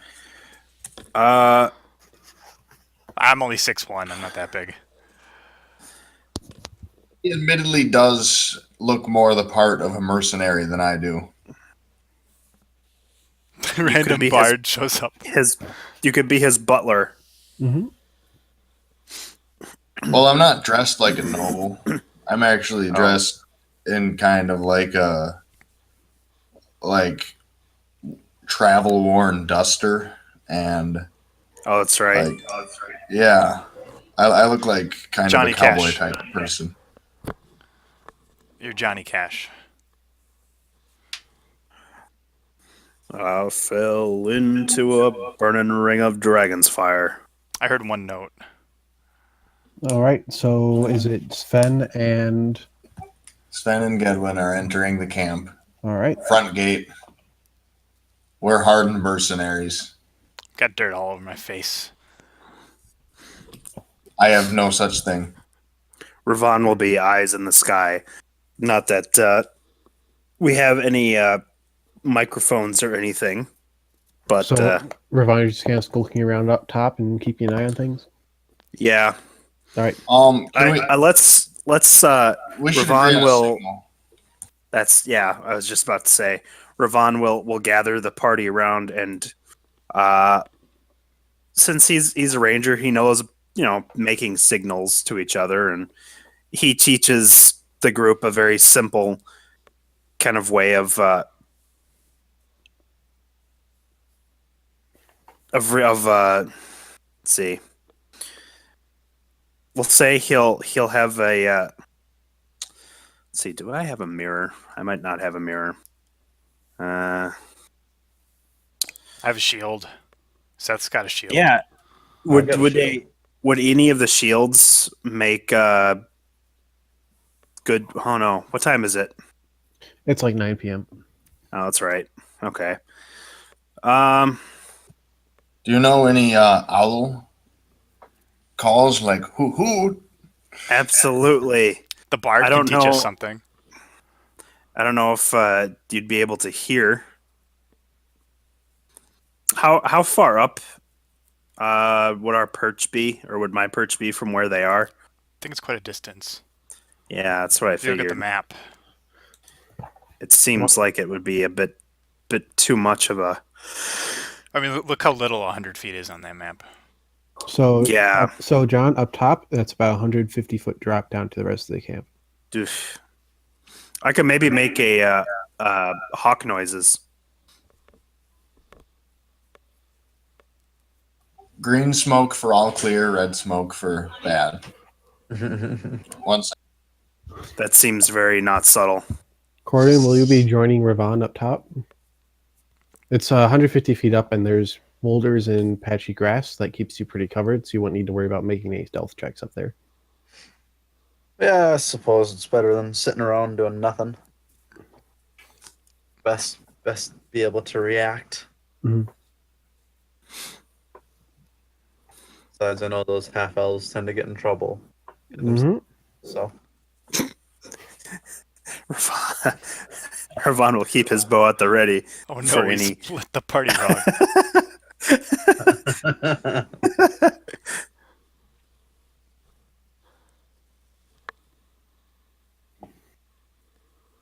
All right.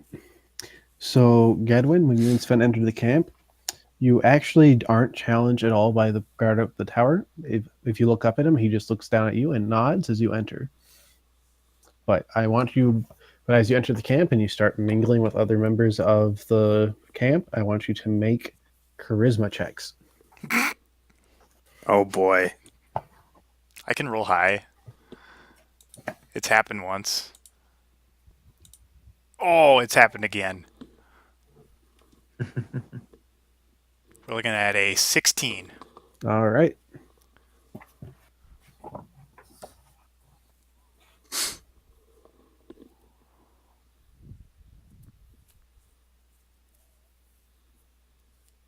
Sorry, what did Hunter roll for? Here's charisma. I need you to roll one as well.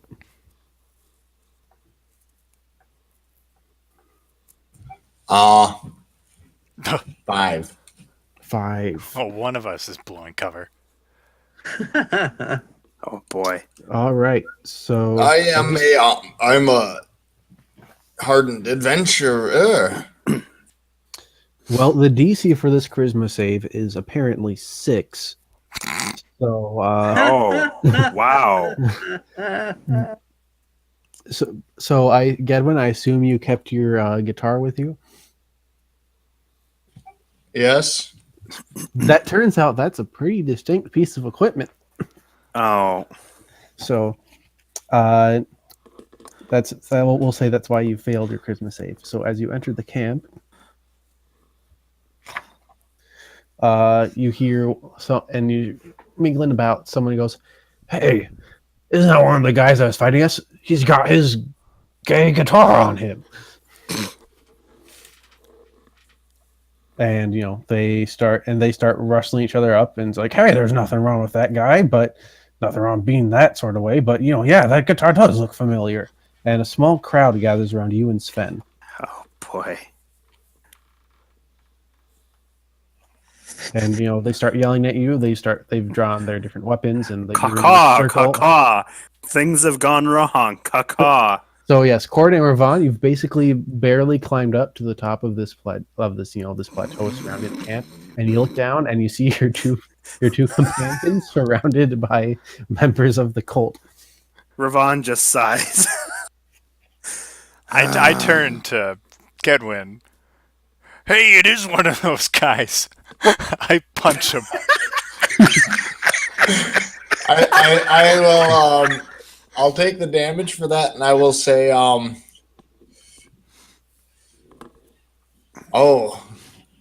you were so stupid to let me fool you this whole time. Mm-hmm. I rolled a 1, Well, by the way. I rolled my a nat damage, 20 so- on whatever I'm rolling to convince them that Henry is not with me.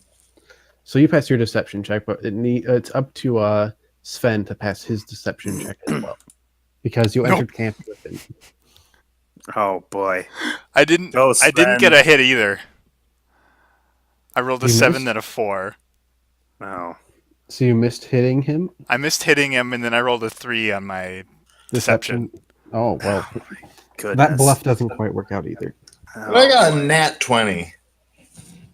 I rolled a 17 on my last roll, Mister. What'd you roll? 3? A 2. So this went well. Yeah. There were 2 numbers I could have rolled on that dice to fail the whole thing. Just 2. Yes. So, what happens is eventually the half dragon Lang the Drosa, Sianrath, approaches and says, "Haha, What is?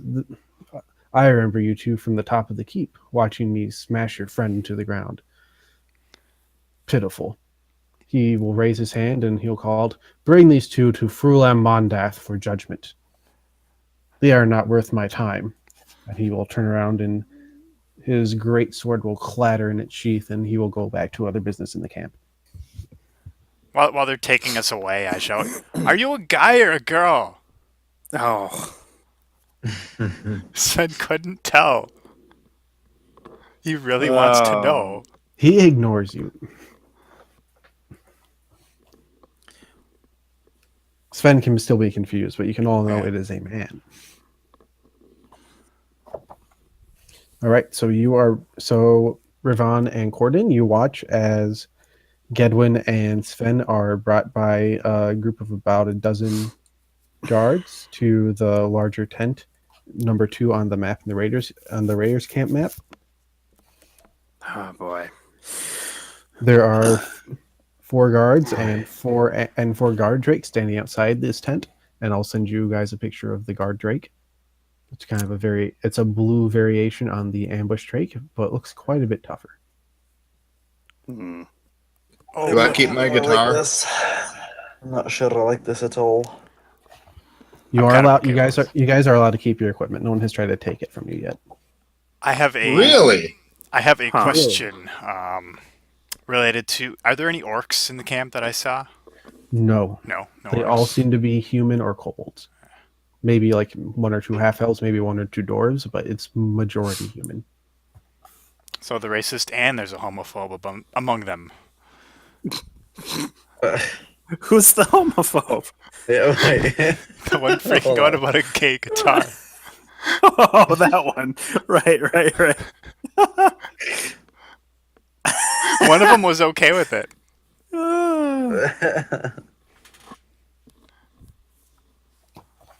All right. Goodness gracious. So, you were brought before the larger tents, and they established these underground and called Frulam Mondath. We have captured these prisoners here in our camp.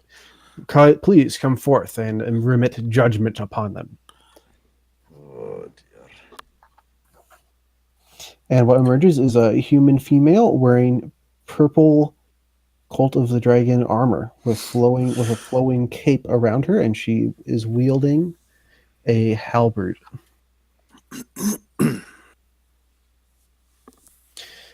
And she just steps out of her tent and kind of curls her nose up at the 2 of you. So you tried to waylay my attack on Greenest, from what the yelling at me. Is this true? And now you have come back to try and get revenge? Sven just rose up. It's all Gedwin. We are not here for revenge. I promise you that. We may have thwarted many, if not all, of your plans in Greenest, though. Well, revenge and no revenge. You tried to stop us in Greenest. I sentence you to execution tomorrow morning. You will be made examples of to all of our enemies. She points Are at your her halberd. enemies watching? How does that work? It is a way to instill order within the camp. And it is good to kill your enemies and feast upon them. Oh. She will point with her halberd towards area 1 on the map, opposite of 2. And I didn't have anything to do with the Greenest. I stole this guitar off some guy I killed. take them away. I tire of their lies. My And you will goodness. go back into her tent. And I have a picture of her. And you guys are tied to posts, and I have a picture of those as well. Before they do that, I cast Unseen Servant. Okay. I think they notice you doing this. Do they stop him though? No, but they are going to take the chance to attack him as he's casting the spell Oh, because they have had Oh that ready. boy. I'm okay with this. So, Uh. Paul, you are attacked by the 6 guards that have been escorting you.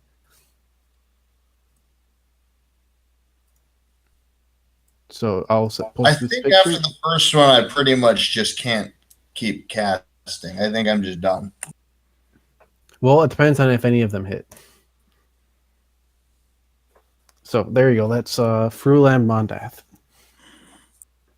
My goodness, she does not look like a happy person. No. All right. So I'll pull up, and these are guards, not cultists, so they have a pretty good 2 hit. Here we go. She has lazy eyes. Mm-hmm. All right.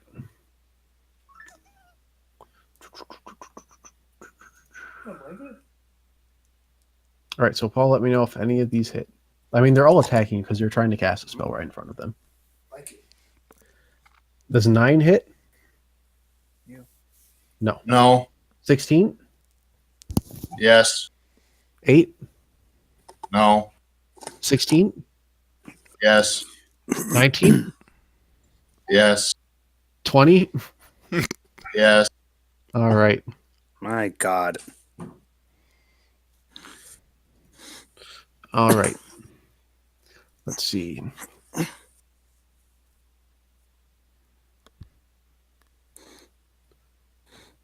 You take 13 damage. I'm unconscious. Unconscious but not bleeding out? Actually, no. I'm good. We're level 2. Yes, you are level 2. Oh my. And in fact, I can make a concentration check. But yeah, no. You just stop casting the spell as soon as they impale you with 4 spears at the same time? Hey! What's the big deal? I was just trying to provide for my own comforts. They take your guitar away from you now. What will you do, El Kabong? Cast it. The guys are all freaking out, and Sven's just sitting here like, the monk's gonna save me. I actually didn't even need the guitar for that spell. I just needed a small piece of string that I had like ripped off my clothing Mm-hmm. and a little bit of wood that I just scraped off the ground earlier. So that they can take my guitar though, jerks. I do need that for Thunderbolt or whatever.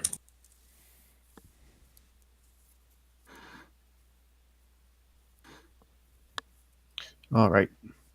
So you guys are tied up to be executed on the morrow. That's just great. Not all of us can roll 15 or higher 4 times in a row. Not better at all. Excuse me, princess. Well, I guess we'll have to help them. So I'll post a picture in the gallery of this post that you guys are tied up to. Alex, was that one thing a charisma or deception when we entered the camp? It's a flat charisma check. Okay, yeah. Yeah, the results happen.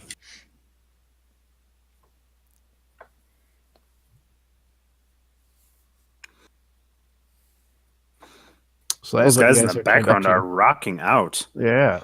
Sven fits right in, but Gedwin stood out. Oh, so you see that and do that a couple of times in the camp. So I'll let Gedwin and Sven make religion checks. Because Can't that possibly roll up. because that thing they're doing with their hand is an actual like thing. Hmm. I think I might figure something out, actually. Hold on. 19. All right.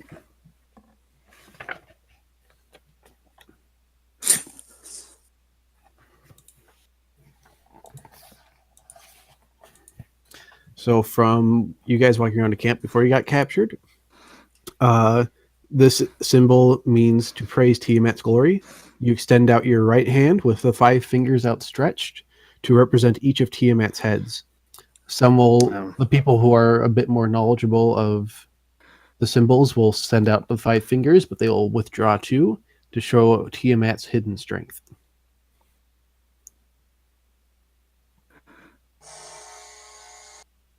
Hmm.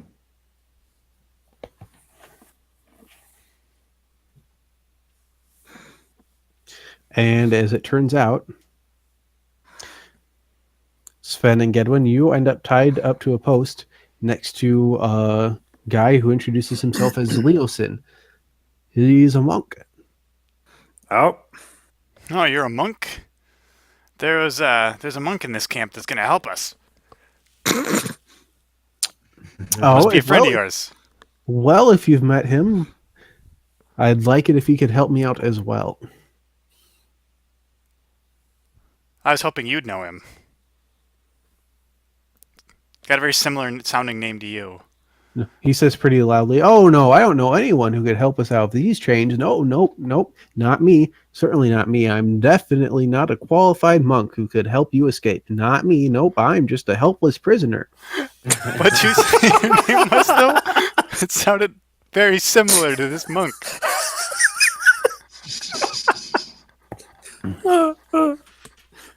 Oh, great, helpless prisoner. Ooh, do you have any escape plans?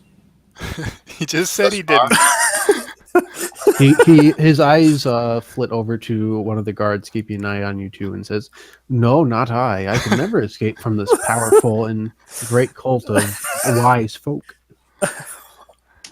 I So- might be able to. Let me give it a try.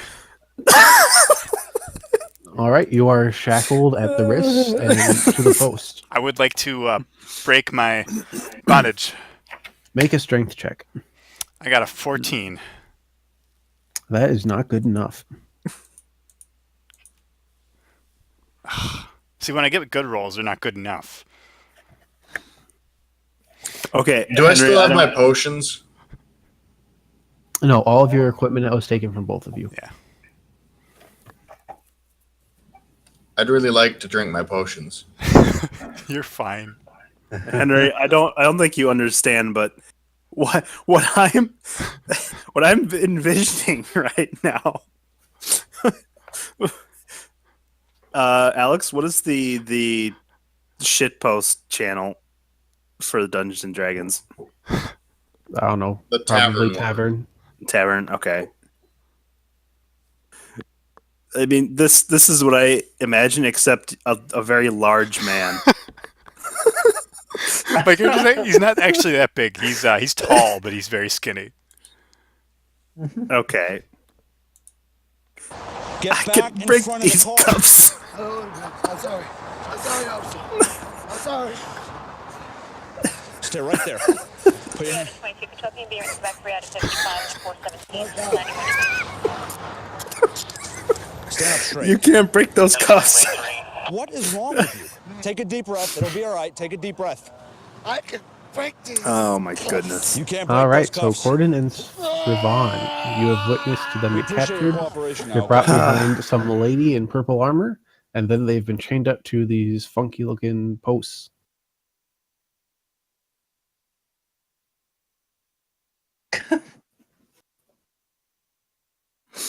Why the fuck do you know that? Thank John? you, John. How do you know that video?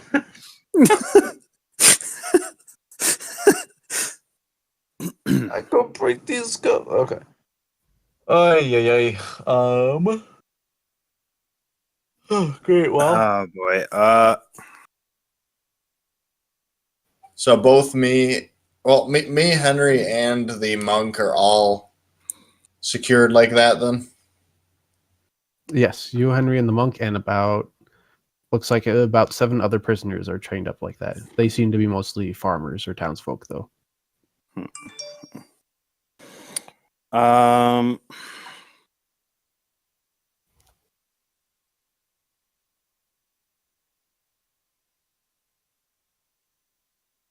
I mean, I guess.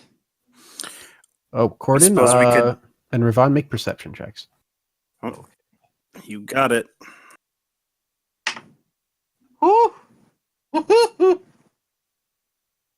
How's 26 do? Very well. Don't worry about my roll. Don't worry about it. Even with your advantage. Oh yeah, I do get to roll. So remember, advantage is roll twice, take the high, right? Yes. Okay, much better. Yeah, that's an 18. All right. So, Ravon, you notice this happening as Sven and Gedwin are being chained up. The Lane DeJosa Cianrath leaves his tent and he heads toward the cave at point number 4 and enters that. The cave seems to be very heavily guarded as well, but they let him in without issue. And Corden, you notice that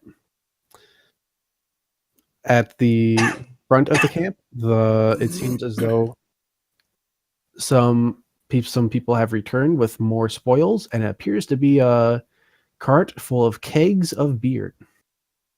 And the party has started in the camp. Ooh. So a lot of the cultists have gathered around that down in level 1, and they are just going at it with the beer. Because, you know, if they captured the prisoners, the beer is here. The guys who tried to infiltrate the camp are not a problem anymore. All is good. Basically, they've been very successful. Yeah. Okay. So we could easily sneak in. Or at least I definitely could. You probably both could. I'll have to probably. Well, we have to because I'm a squishy Yeah, ranger. Oh, so Corden, one other thing you notice as far as the beer drinking is concerned, it's mostly the humanoids, the humans, and maybe the 1 or 2 dwarves or elves and whatever else is there. They're gathering around the beer, but the kobolds are slinking around the edges of the camp, and they don't appear to be welcome to join in the revelry. Ooh, I sense an idea. What's that? Are they clearly not allowed to join in, or are they just by choice?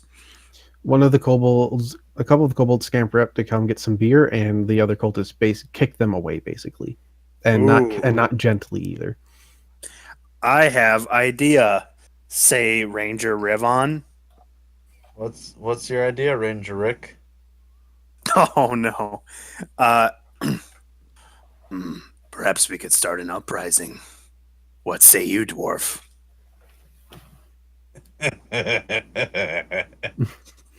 I'm always good for a scrap. I believe One is always the best part. I believe the kobolds deserve some drink, don't you? Perhaps they should believe they deserve drink as well.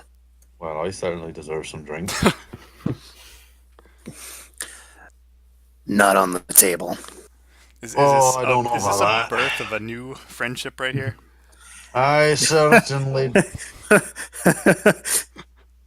As long as I don't accidentally shoot him in the back again.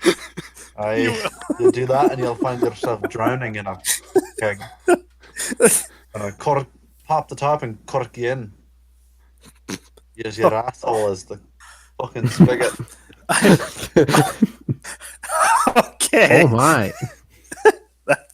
That was a little dirty, a little filthy. A little too much for the prissy elf blood in you. Shouldn't be too bad for you, you poof. We just have to Start convince your them that- uprising. We just have to convince the kobolds that they deserve mead. Perhaps we can create enough of a distraction to help our friends out. I say friends, but Yeah, those knuckleheads. You go ahead and start your uprising. Akin to them than I am. I feel that you would be better served in that role. You seem more the uproarious sort. Meanwhile, I can sneak in.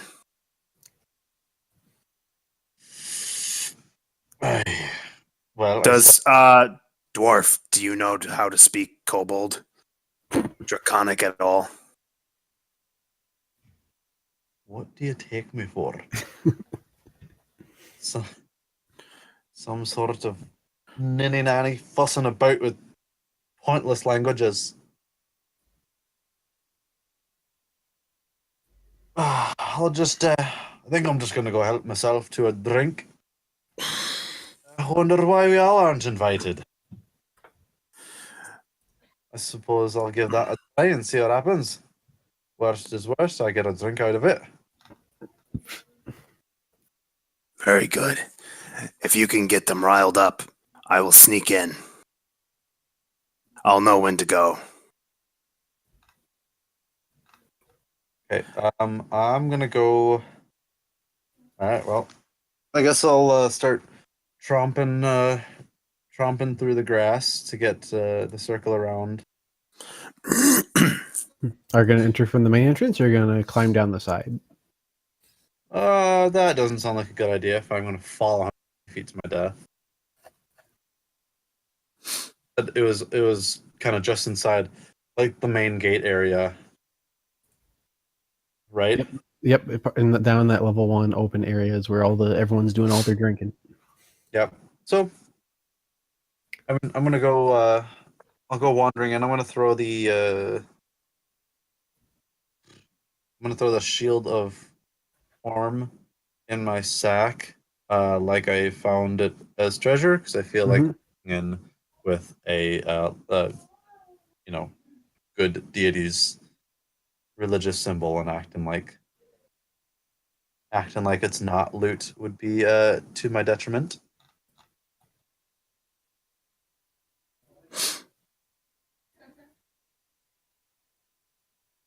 So yeah, I'm gonna sneak around, I'm gonna kind of like wander in, go a few feet down so that I can walk up the path like I was coming back, following the rest of that crew.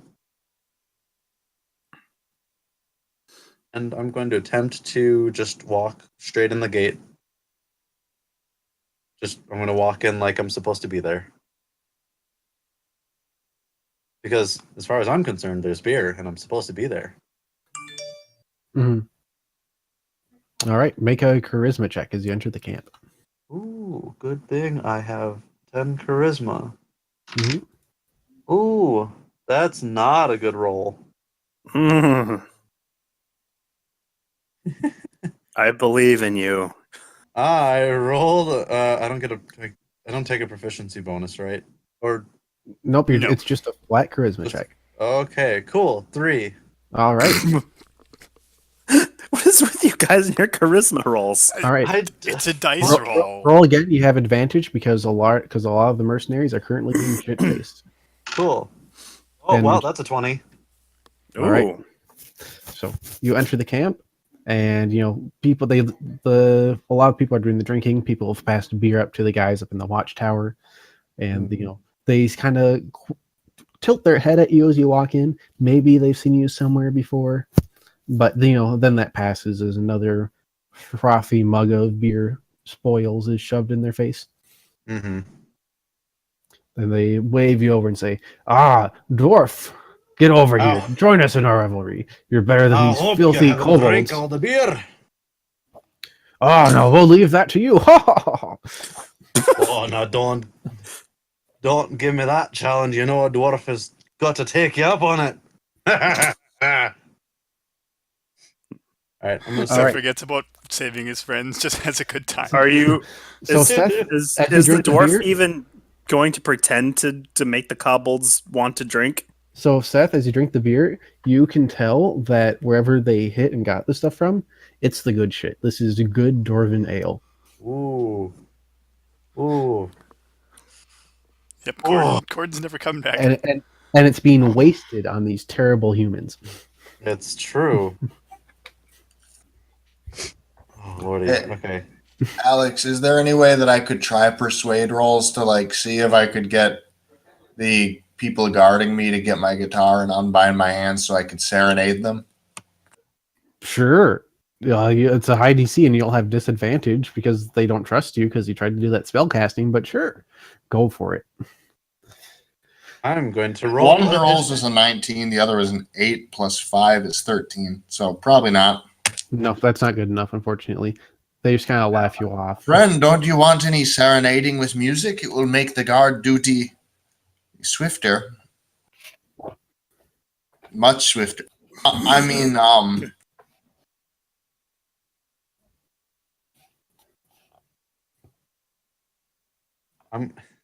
Did it disappear, Paul? I'm gonna actually roll a couple checks here. First, I'm gonna roll history check to see if I know where this ale may have come from. Mhm. Ooh, I got an 11. You don't really know off the top of your head where it came from, but you just know it's good Dorf beer. Okay, and then, well then, let's see. Do I need to roll this? I'm gonna roll a religion check to see if I know any particularly good drinking hymns. Sure. All right, and that's a 16. You do. It's a popular Dorf tenant that, that's kind of a good fit all for all religions. All right. Well, then I'm going to sit there and I'm going to begin to belt out the marvelous dwarven drinking hymn that I'm not going to pick up on. There once was a dwarf from Nantucket.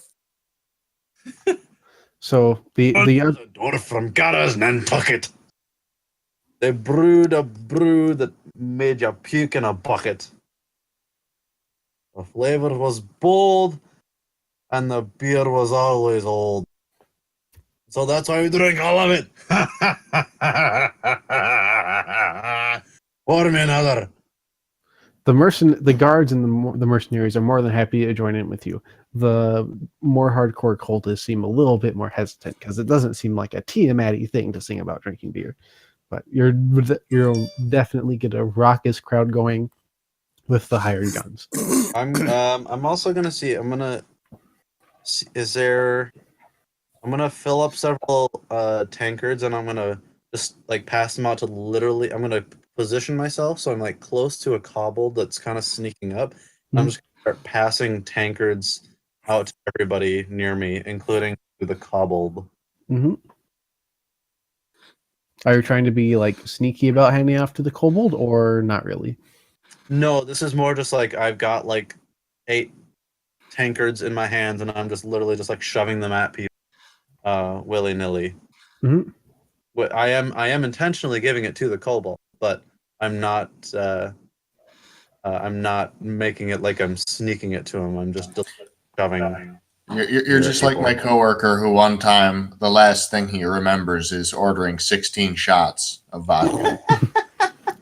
Speaking of shots of vodka, good hearty Dorf ale is effectively that to kobolds, and you're giving them a full human-sized tankard. So it doesn't. So maybe after you do this for about half an hour, the kobolds start stumbling and walking around, and that was good stuff. They're not really thinking about the same art that the humans are bigger, so they are just going straight for the beer. And the mercenaries kind of do a raucous, they're starting to grumble to each other as they're also getting sloshed, thinking, the kobolds, they've been filtering the beer. They ain't allowed to have any of that. That's our spoils. And, the kobolds are, approaching more aggressively and trying to get more mugs either from you or straight from the kegs themselves. Mm-hmm. It looks like things are kind of hitting a simmering point between these two groups. Perfect. Well, then my next declaration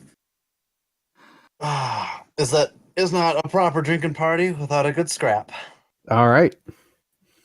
Will you be dealing the first blow?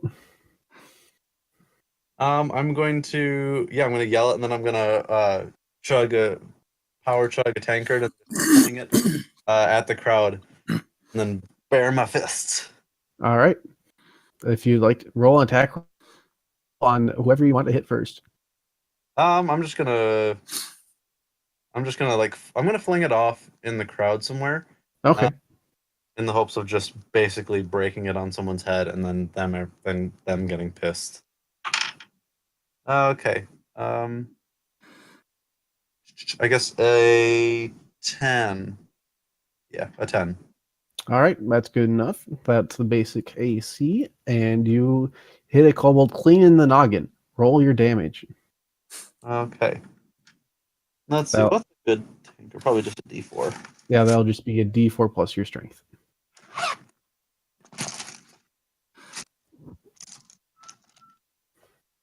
Gotta dig down up. Oh. Well, that did a lot of damage. 6. The kobold dies on the spot. and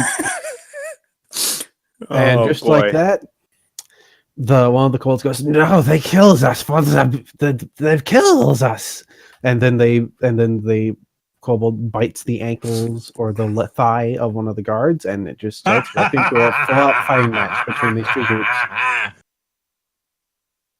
And the level 1 area of the camp devolves into chaos.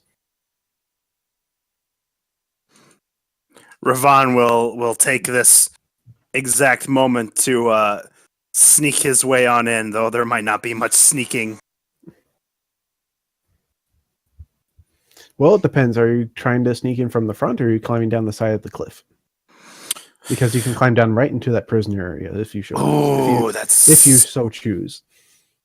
I do have acrobatics. I believe acrobatics is what would be used Nope. for that. Acrobatics is Athletics? for if you're falling from a great height and you want to reduce some of the Yeah, if you damage want you to take. just jump the 150 feet in, yeah, you could use acrobatics. Athletics is more for like climbing or scaling something. Okay, so what would this just be? Just a It's a pretty easy you could climb cliffside, so it'd be a DC 10 athletics check. okay. Yeah, let's do that. Ravon will climb down. All right. Do you have any? Are you using just the cliffside? Do you have any rope that you're using? I believe I have a Or rope. maybe a climber's kit or something like that. Let me Did you just spend money on any of this stuff, or did you buy oil and ball bearings? No, I I did buy ball bearings. I believe. That'd make it harder. Let me do a quick check here.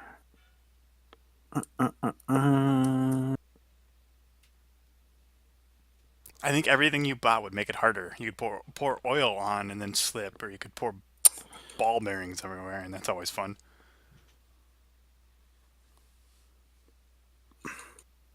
I'm gonna say you don't have rope though.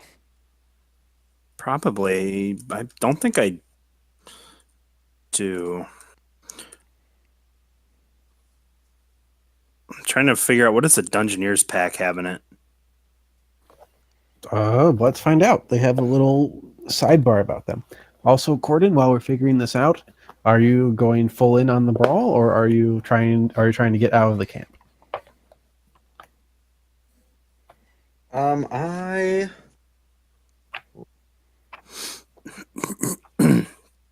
I'm gonna kind of just work. I'm gonna kind of slowly make my way over towards the inner part of the camp. Actually, I'm gonna make a perception to see if I see a ranger.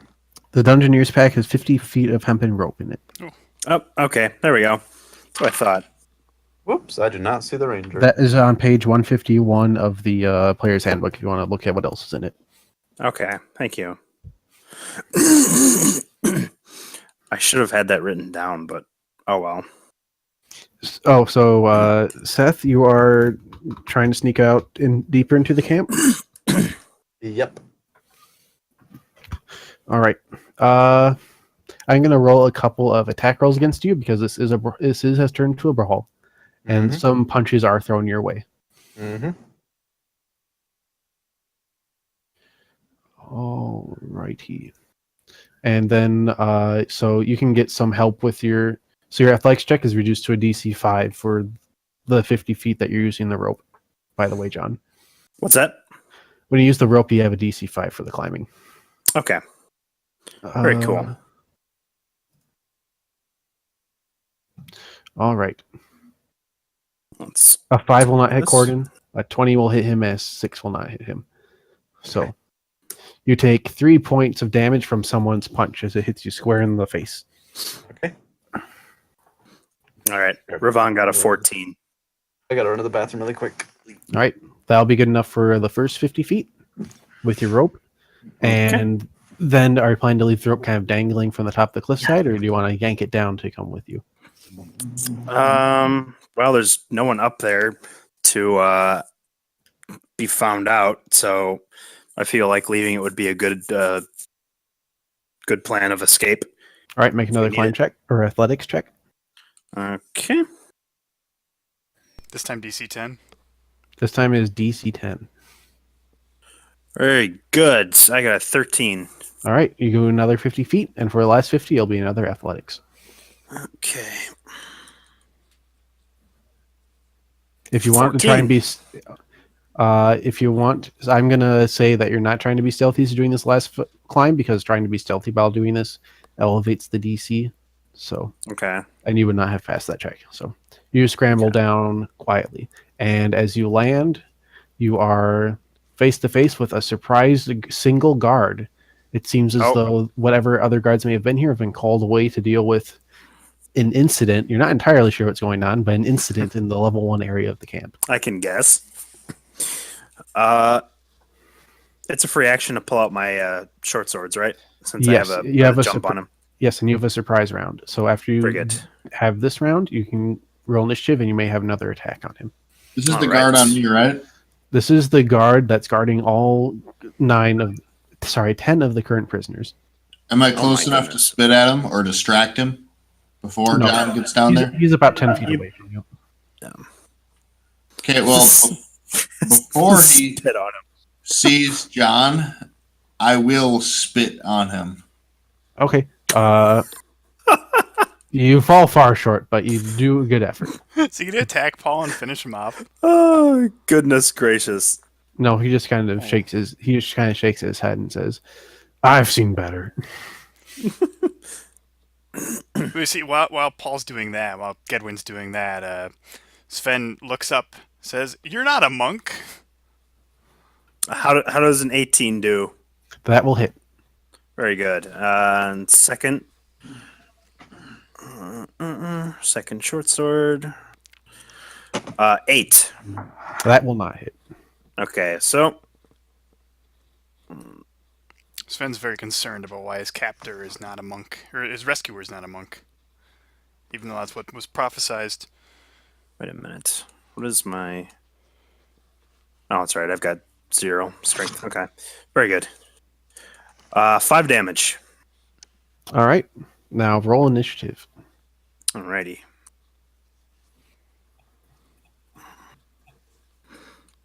Get a good one. I'm hoping. I have to look at what my. Where is it?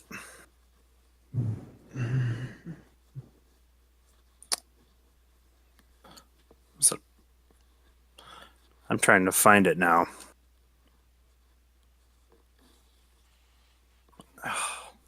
Isn't it just your dex? Yep, it should just be the dexterity modifier. Oh, okay. Oh, okay. Huh. Oh, 17. All right, this guy got 6. You get another attack in. Sweet.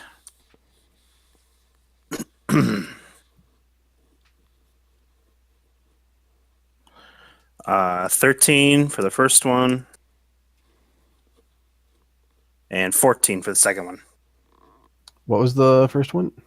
13. 13.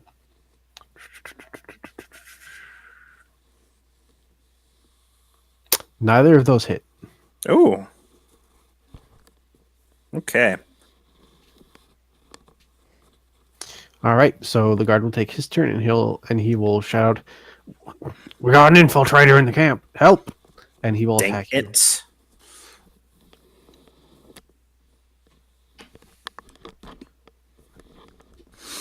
Does an 18 hit? It sure does. You take 3 points of damage. Okay.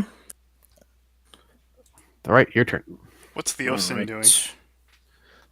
Leelson has removed a dagger, a small dagger from his in between his. As you can kind of see in that picture, he has like these armbands. He seems to have removed one from that, and he seems to be picking away at the lock that he is he's being held in with one hand in that dagger.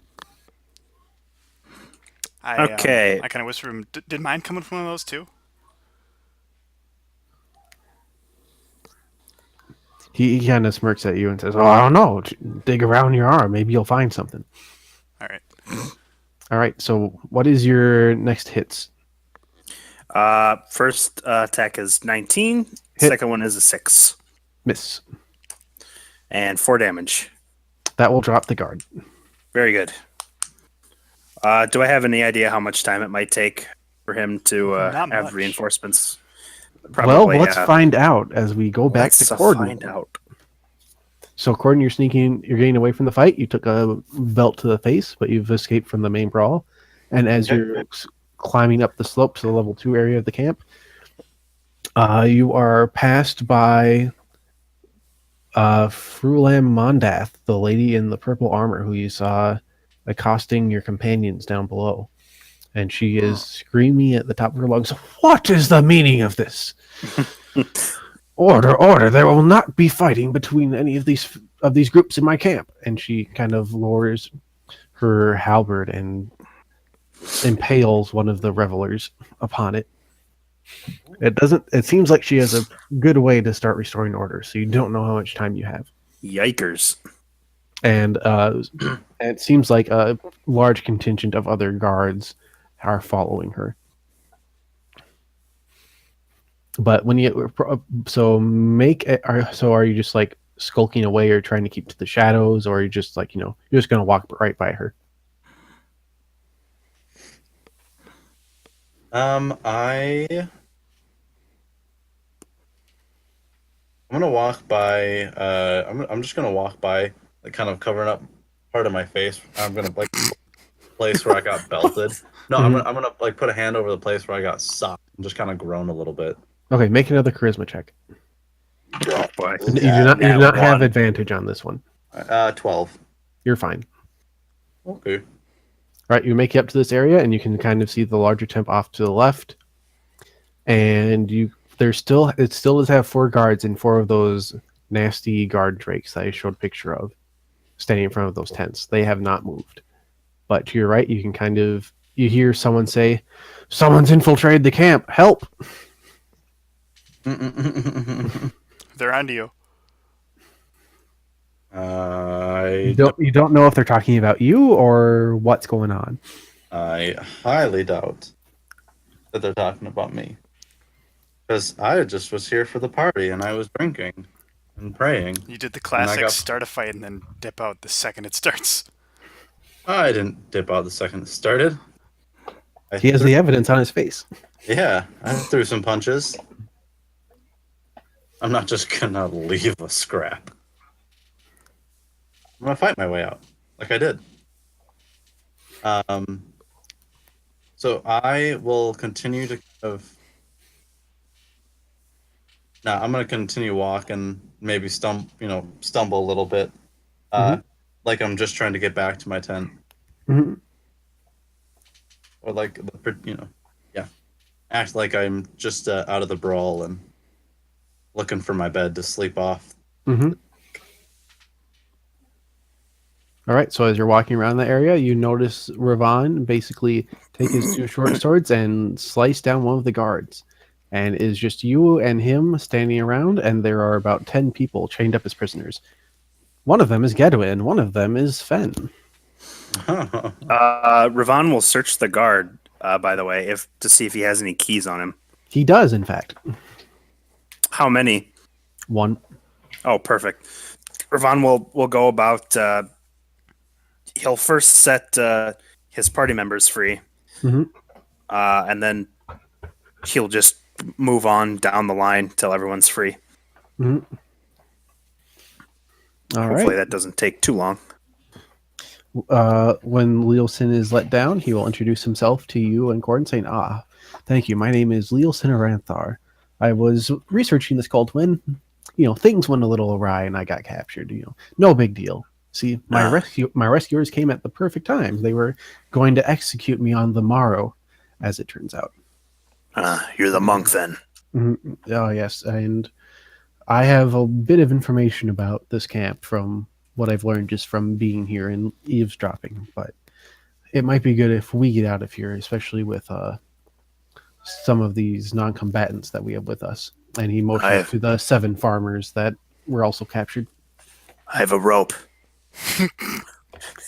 He looks up at the cliffside and says, "Ah, yes, I see it. Will it be helping us?"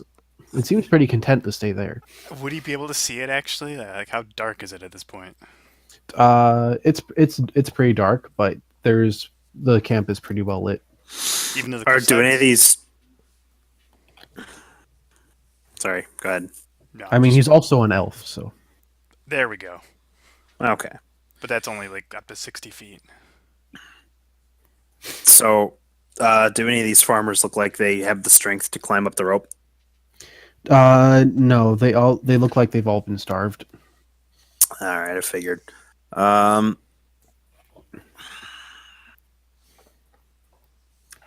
So they also don't look convincing for like thugs who are in the bar fight either.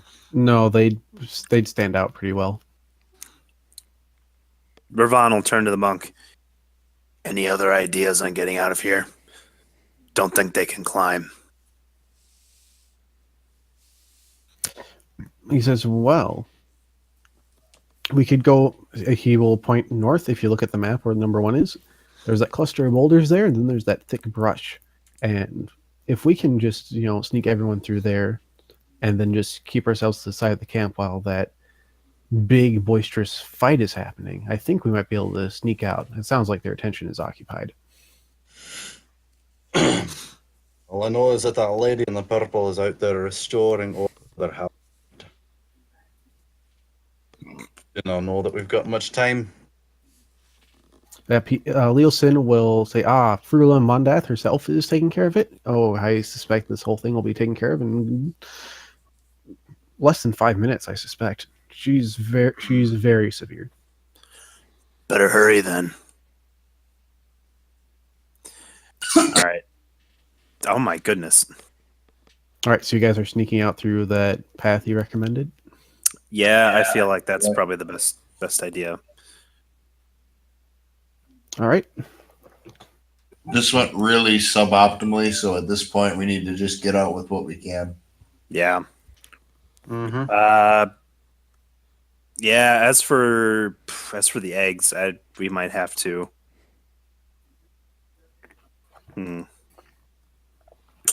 We can always rest in that. Most of us are still full health. in that cave we found. It also took you less than a day to get here, so you could probably take these guys back, rest at Green Nest, and come back later.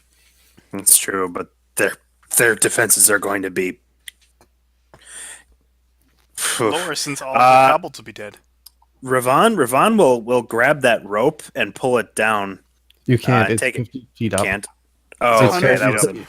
You took, it's 100 feet up from where your current I position because still, you left it I still dangling. contend that he Oh, shouldn't that's be able right. to see it from there. There might be something else going on with this guy, Henry. You don't know. It's very far. So if we get to the cave with all these people, we can at least discuss what to do next.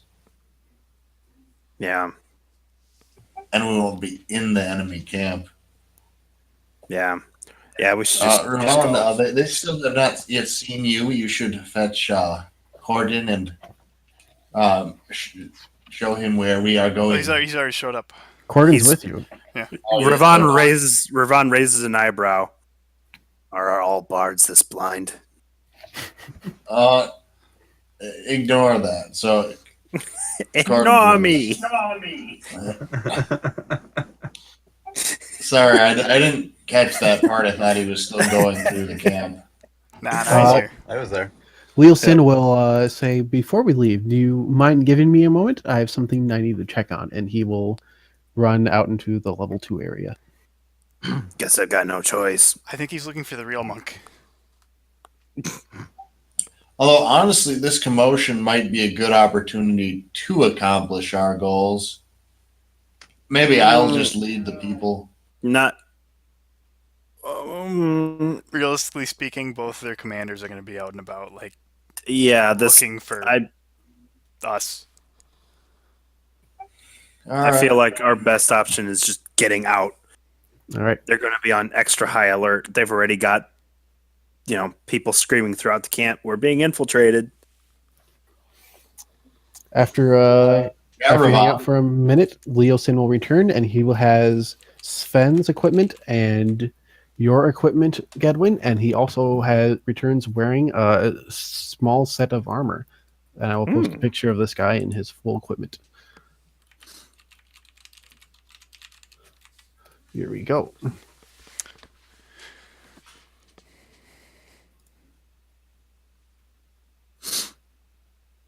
He looks pretty qualified, you would say.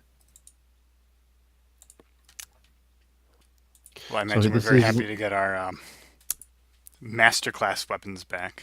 Very good. Oh, he's the guy in the picture. Yeah. Yeah. I figured.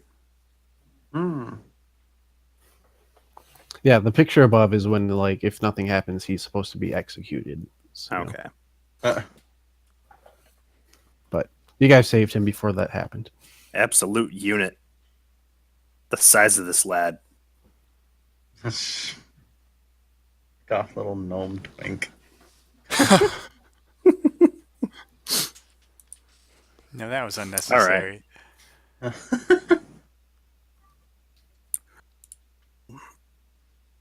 All right. All right. So if you We guys need to leave. Yep, Now. you guys leave the camp going out the regular way. It does not cause you're not stopped as there's too much commotion going on. Very good. Excellent.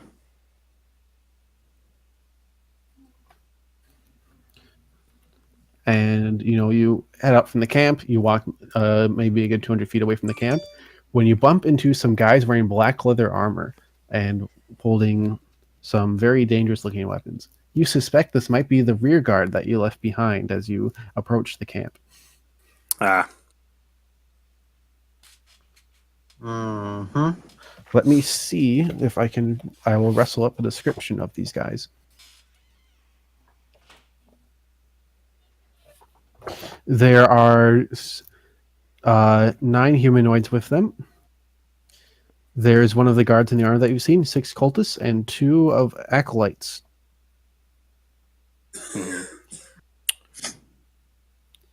They are okay. wearing Well, black leather tunics with flared black mantles. So if you look at Frulam Mondath, they're wearing something similar to what she has on, except the hair, except with black. oof. Those are probably big boys. Mm-hmm. And they say, "Oh, someone escaping with the prisoners, I see. Well, we will put a stop to that." Is one of them Frank? No, this is a different set of people. Oh. Yeah, this is the rear guard. Oh, that's right. Yeah. So roll initiative. You got it. You guys are 30 feet away from each other. You didn't really notice each other in the dark until you got about that close. Cool. 24. Perfect. 16. Whew. My goodness. Wait, that's right. I get no 13. I get a 20. Ooh. Yeah, I'm gonna have to take a second to get my Torm's Sentinel shield out. Mhm. Pick up my first turn. Gedwin. Vaughn. Sven. And Corden. And Leosin will be joining you for this combat. Ooh.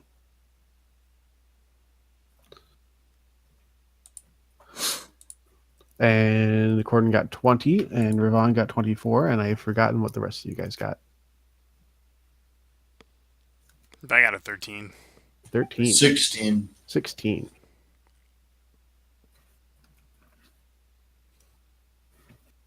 And these acolytes.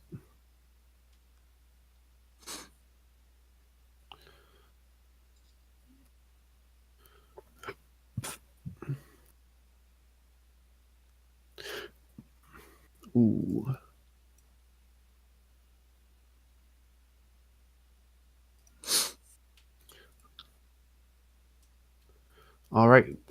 Ravon, you can go first. Okay. Let's see here. God, I gotta start marking these freaking pages down.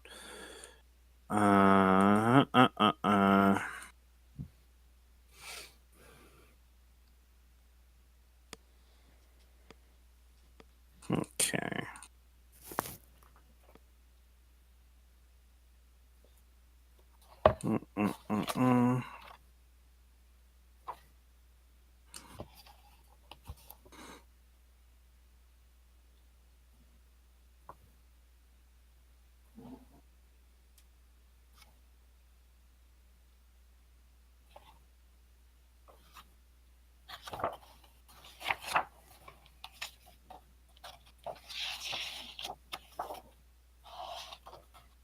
Here we go.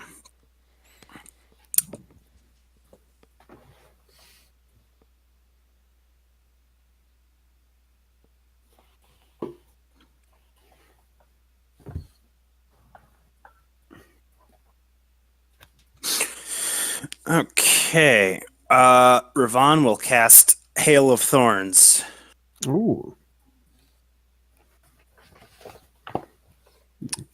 Lasts tell. up to 1 minute. So the next time I hit a creature with a ranged weapon attack before the spell ends, this spell creates a rain of thorns that sprouts from your ranged weapon or ammunition. In addition to the normal effect of the attack, the target of the attack and each creature within 5 feet of it must make a dexterity saving throw. A creature takes 1d10 piercing damage on a failed save, or half as much damage on a successful one. And that will be my action for now. All right.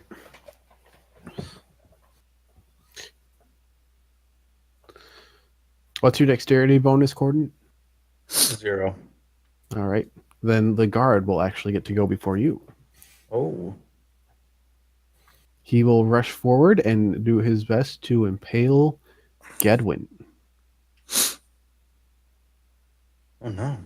Why me? Mon ami. All right. Does a 20 hit? Yes. All right. You take 2 points of damage. Cool. I'm still good. All right. Next up is Corden. Okay. Do you know how long of an action it takes for me to grab my shield grab the shield out of my bag? That'll probably be a move action. Okay. Move action. Or you can choose to make that your regular action, then move if you want. And I'm 20 feet away from somebody? You're right next to one of the guard who ran forward to impale Gedwin. True. Okay. Perfect, actually. So then I will quickly reach behind and slip my magical shield on and proceed to bash his face with my hammer. All right. Oh, and that 22, I assume. That will hit. Okay. And then that's 8 damage. All right. That's a good chunk of damage on the guard. Go Gedwin.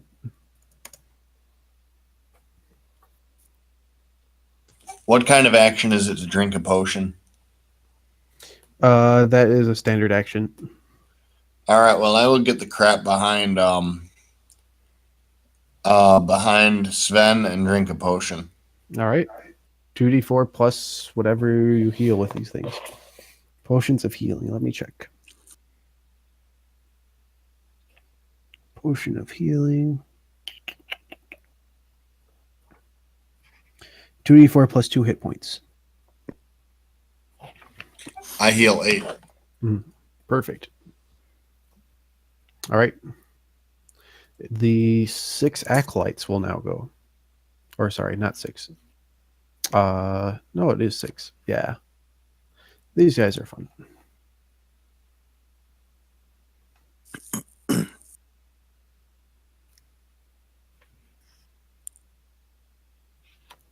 They will charge forward with their clubs, and 2 of them will attack Ravon, 2 of them will attack Corden, and 2 of them will attack Sven. Okay. All right. So Sven, does 17 hit you? No. And I know 4 won't. Ravon, does 21 hit you? Yes. Corden, does 19 hit you? Ties. So yes. All right. And Corden, you will take 1 damage, and Ravon, you will take 2 damage. Okay. Go, Sven. All right. I want to hit the one that's been hurt the most. The one That will be the will- guard. Yeah, the guard. Gonna swing with my. I also kind of want to stay between him and Gedwin. Mm-hmm. If that's at all possible. All right. Swing and a miss. Oh no. 13 does not hit, does it? 13 does not hit the guard, no. All right, that'll be my turn. All right.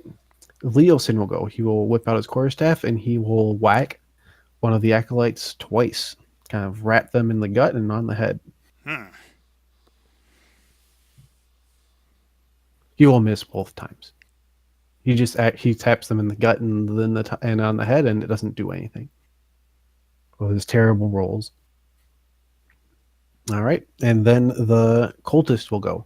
He will charge forward with a scimitar and attack a Leosin.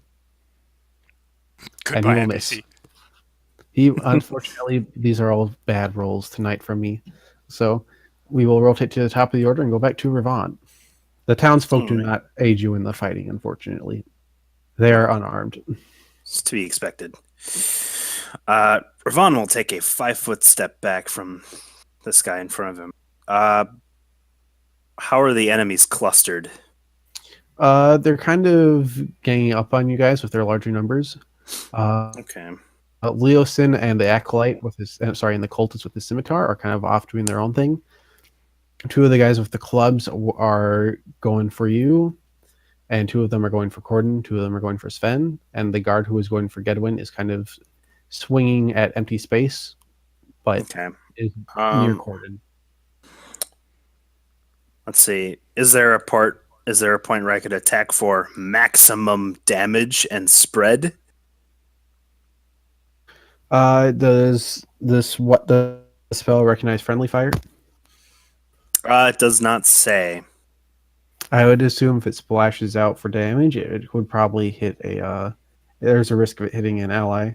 Most likely. I would like to shoot it. I'll look at the spell description specifically and see if there's something going on where you could.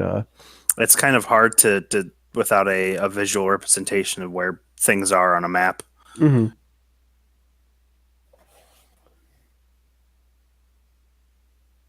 It's called Hail of Thorns. Yes. It is on page. Oh, there is no one you can use this on because it uses the damage to everyone within 5 feet, and every single enemy is within 5 feet of an ally. Okay. That is unfortunate. But if you back up and shoot your bow at one of the acolytes who attacked you, his only person nearby him would be his fellow. I will do that. Okay.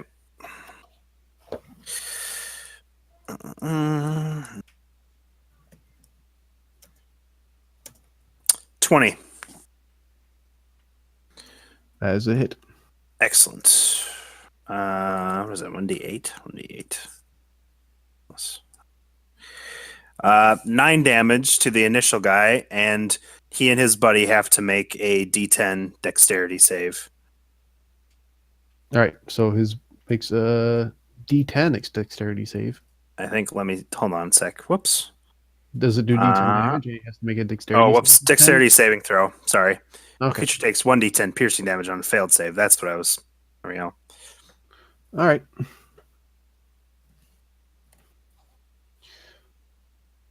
You got a 5. Okay. I'm not sure what the pass or fail would be. 10 is the baseline, so the a baseline, 5 is a okay. definite fail. Yeah. So okay. How's his buddy faring? How much damage you did to him? 8? The main guy got 9. Oh, he dies. Oh, very good. In addition to the main guy taking 9 damage, he takes 1 from the thorns. Mm. His buddy takes 6 splash damage. Ah, okay. Well, the other guy's still up, but the first guy you impaled and did 1 extra damage with the thorns, he definitely felt the thorns embrace. Excellent. All right. We'll rotate down to the guard, who is not quite happy about Corden interfering, and so he will stab at him with his spear. How rude. He rolled a 1 and drops his weapon. No. All right. We'll rotate over to Corden. The guy in front of you tried to stab at you. He hit your shield, and the shield shuddered and made the guy drop his weapon. Gordon just lets out a hearty laugh as he. I have 2 guys within reach right now, right? You have 3. 3. Ooh, I'm definitely going to use. I'm going to channel my divine power. Mm-hmm. Launch 2 attacks. 1 at the guy that just swung his weapon, or that just dropped his weapon. Ooh, great. A 12. We'll miss. Well, he dodges that. So then I'm going to swing again at him. Oh, fuck's sake. That missed as well. Yep. All right. And then we'll rotate down to Gedwin.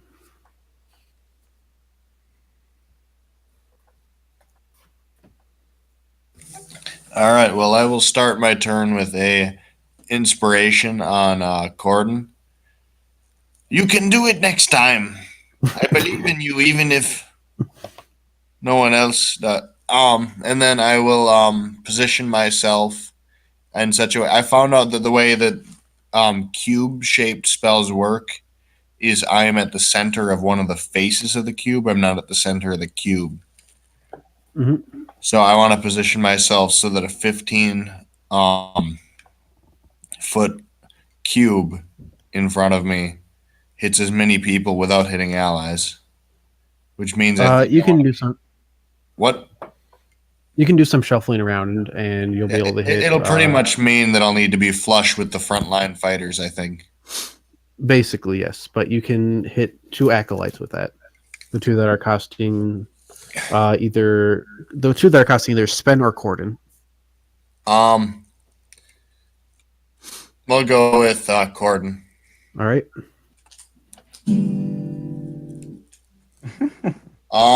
They can roll their Constitution saves then. All right. 13 and 16. Dang it, both pass. They take half damage and don't get pushed.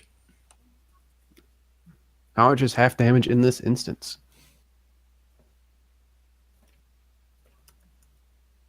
All right. 3 total. That one was disappointing.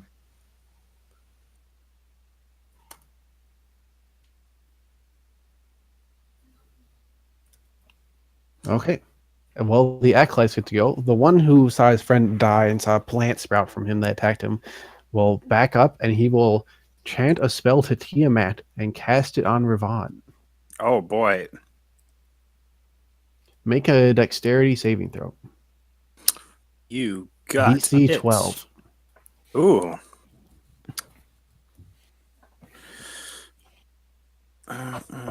21. All right. Let me see if there's any half damage for this.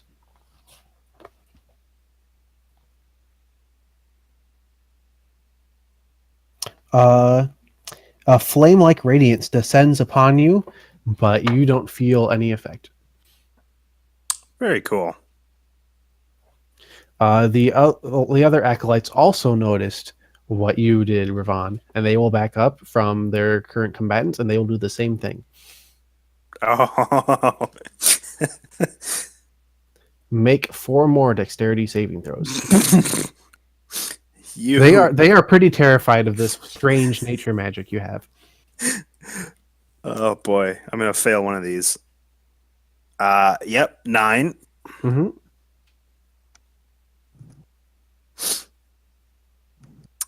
8. Oh boy, it's gonna be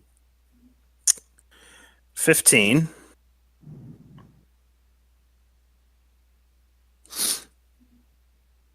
And a 12.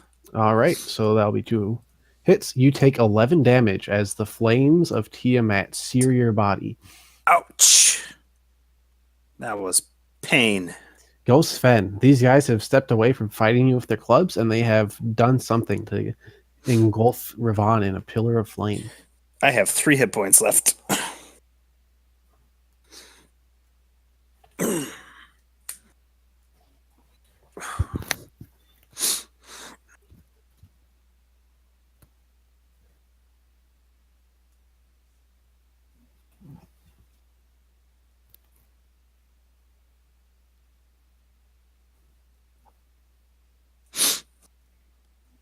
Did we lose Sven? Seth? Yes. No. Sorry, we I was lost. muted. Oh, okay. My bad. All right. Yeah, I'm going to swing. The guard's still around, right? The guard is still around. Not Yes. for long. I got a 20. All right. Oh, 21 actually.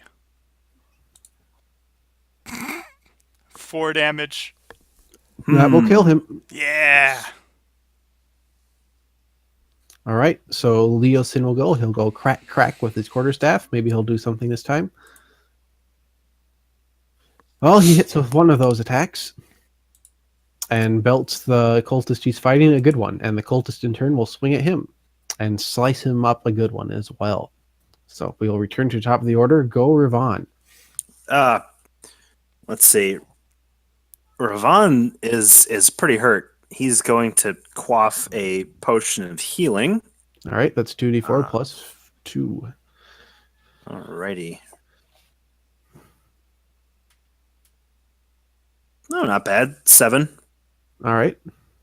All right. Back up to 11.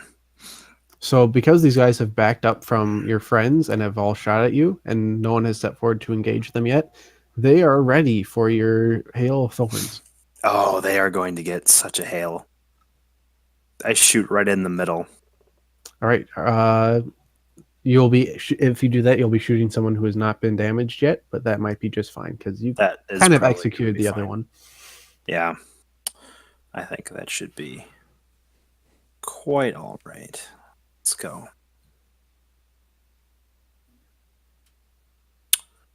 Does 16 hit?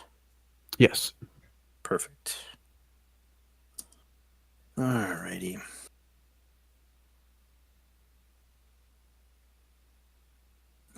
Okay, 7 damage to that guy, and all his buddies now have to. He and his buddies have to make a dexterity save. All righty. You'll be hitting 2 of his friends with this hail of thorns. First one got a Okay. 17. That will probably pass whatever your save is, and the other one got a 2. So, 1 pass, 1 fail. Okay. Let's see here. Oops. Okay.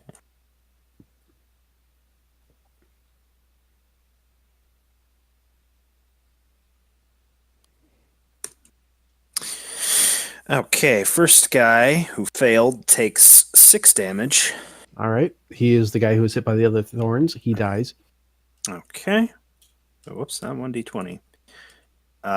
The other guy who passed. Whoops. takes. I got an 8, but he passed, so he takes 4 damage, All right. and that will be Ravon's turn. How much damage did the guy who shot in the face take? He took 4. And then +1 for the thorn. Yes. Okay. All right. So those guys are pretty beat up. Let's go to. Yeah. Oh, wait, no, Actually, I'm the sorry. the guy who took 4 died as well. Actually, if I'm looking at my notes properly.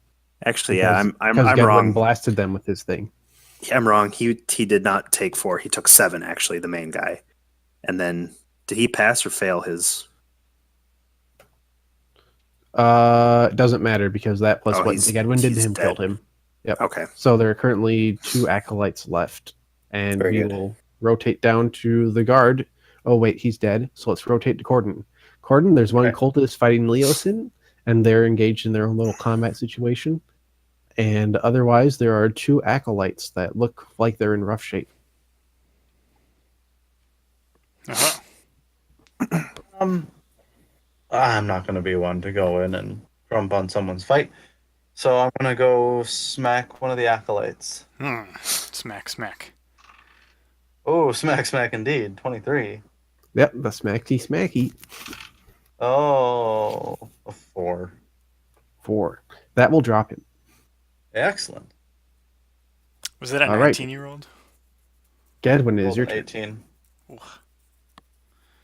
There's 1 acolyte left. +5 attack bonus, Henry.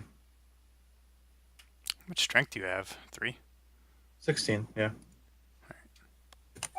And remember, you get a plus 1d6 to hit for any attack roll that you want.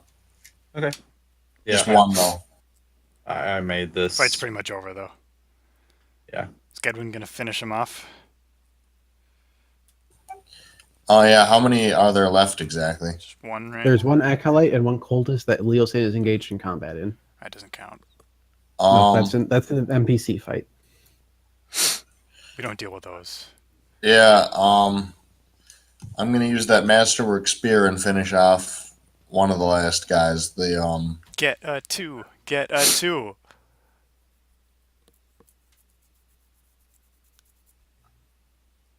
well, that ain't a hit. 10. To hit. Yep, I rolled 10. Yep, 10 is their AC. These are the basic Wow. mooks of this cult. Well, kobolds, I guess, are the more basic ones, but the basic human mooks.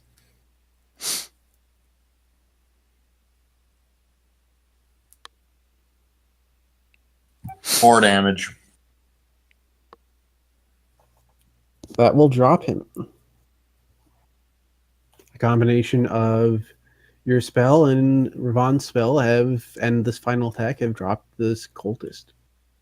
And Leosin will do 2 more cracks with his staff, and he will finish off the guy he is fighting.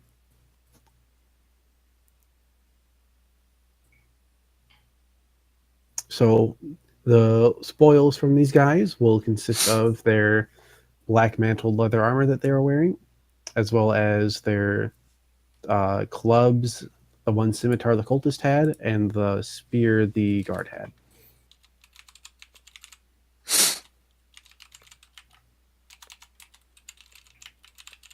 Fielson will swish his little cape behind him as he finishes off the cultist he's fighting, says, a little bit of action to greet us as we depart the camp.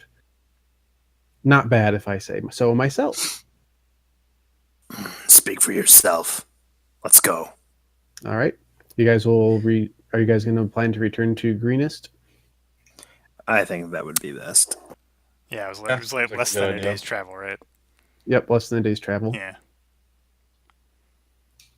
All right. You will be it will be slower because these guys are not in great physical shape. And I'll carry him.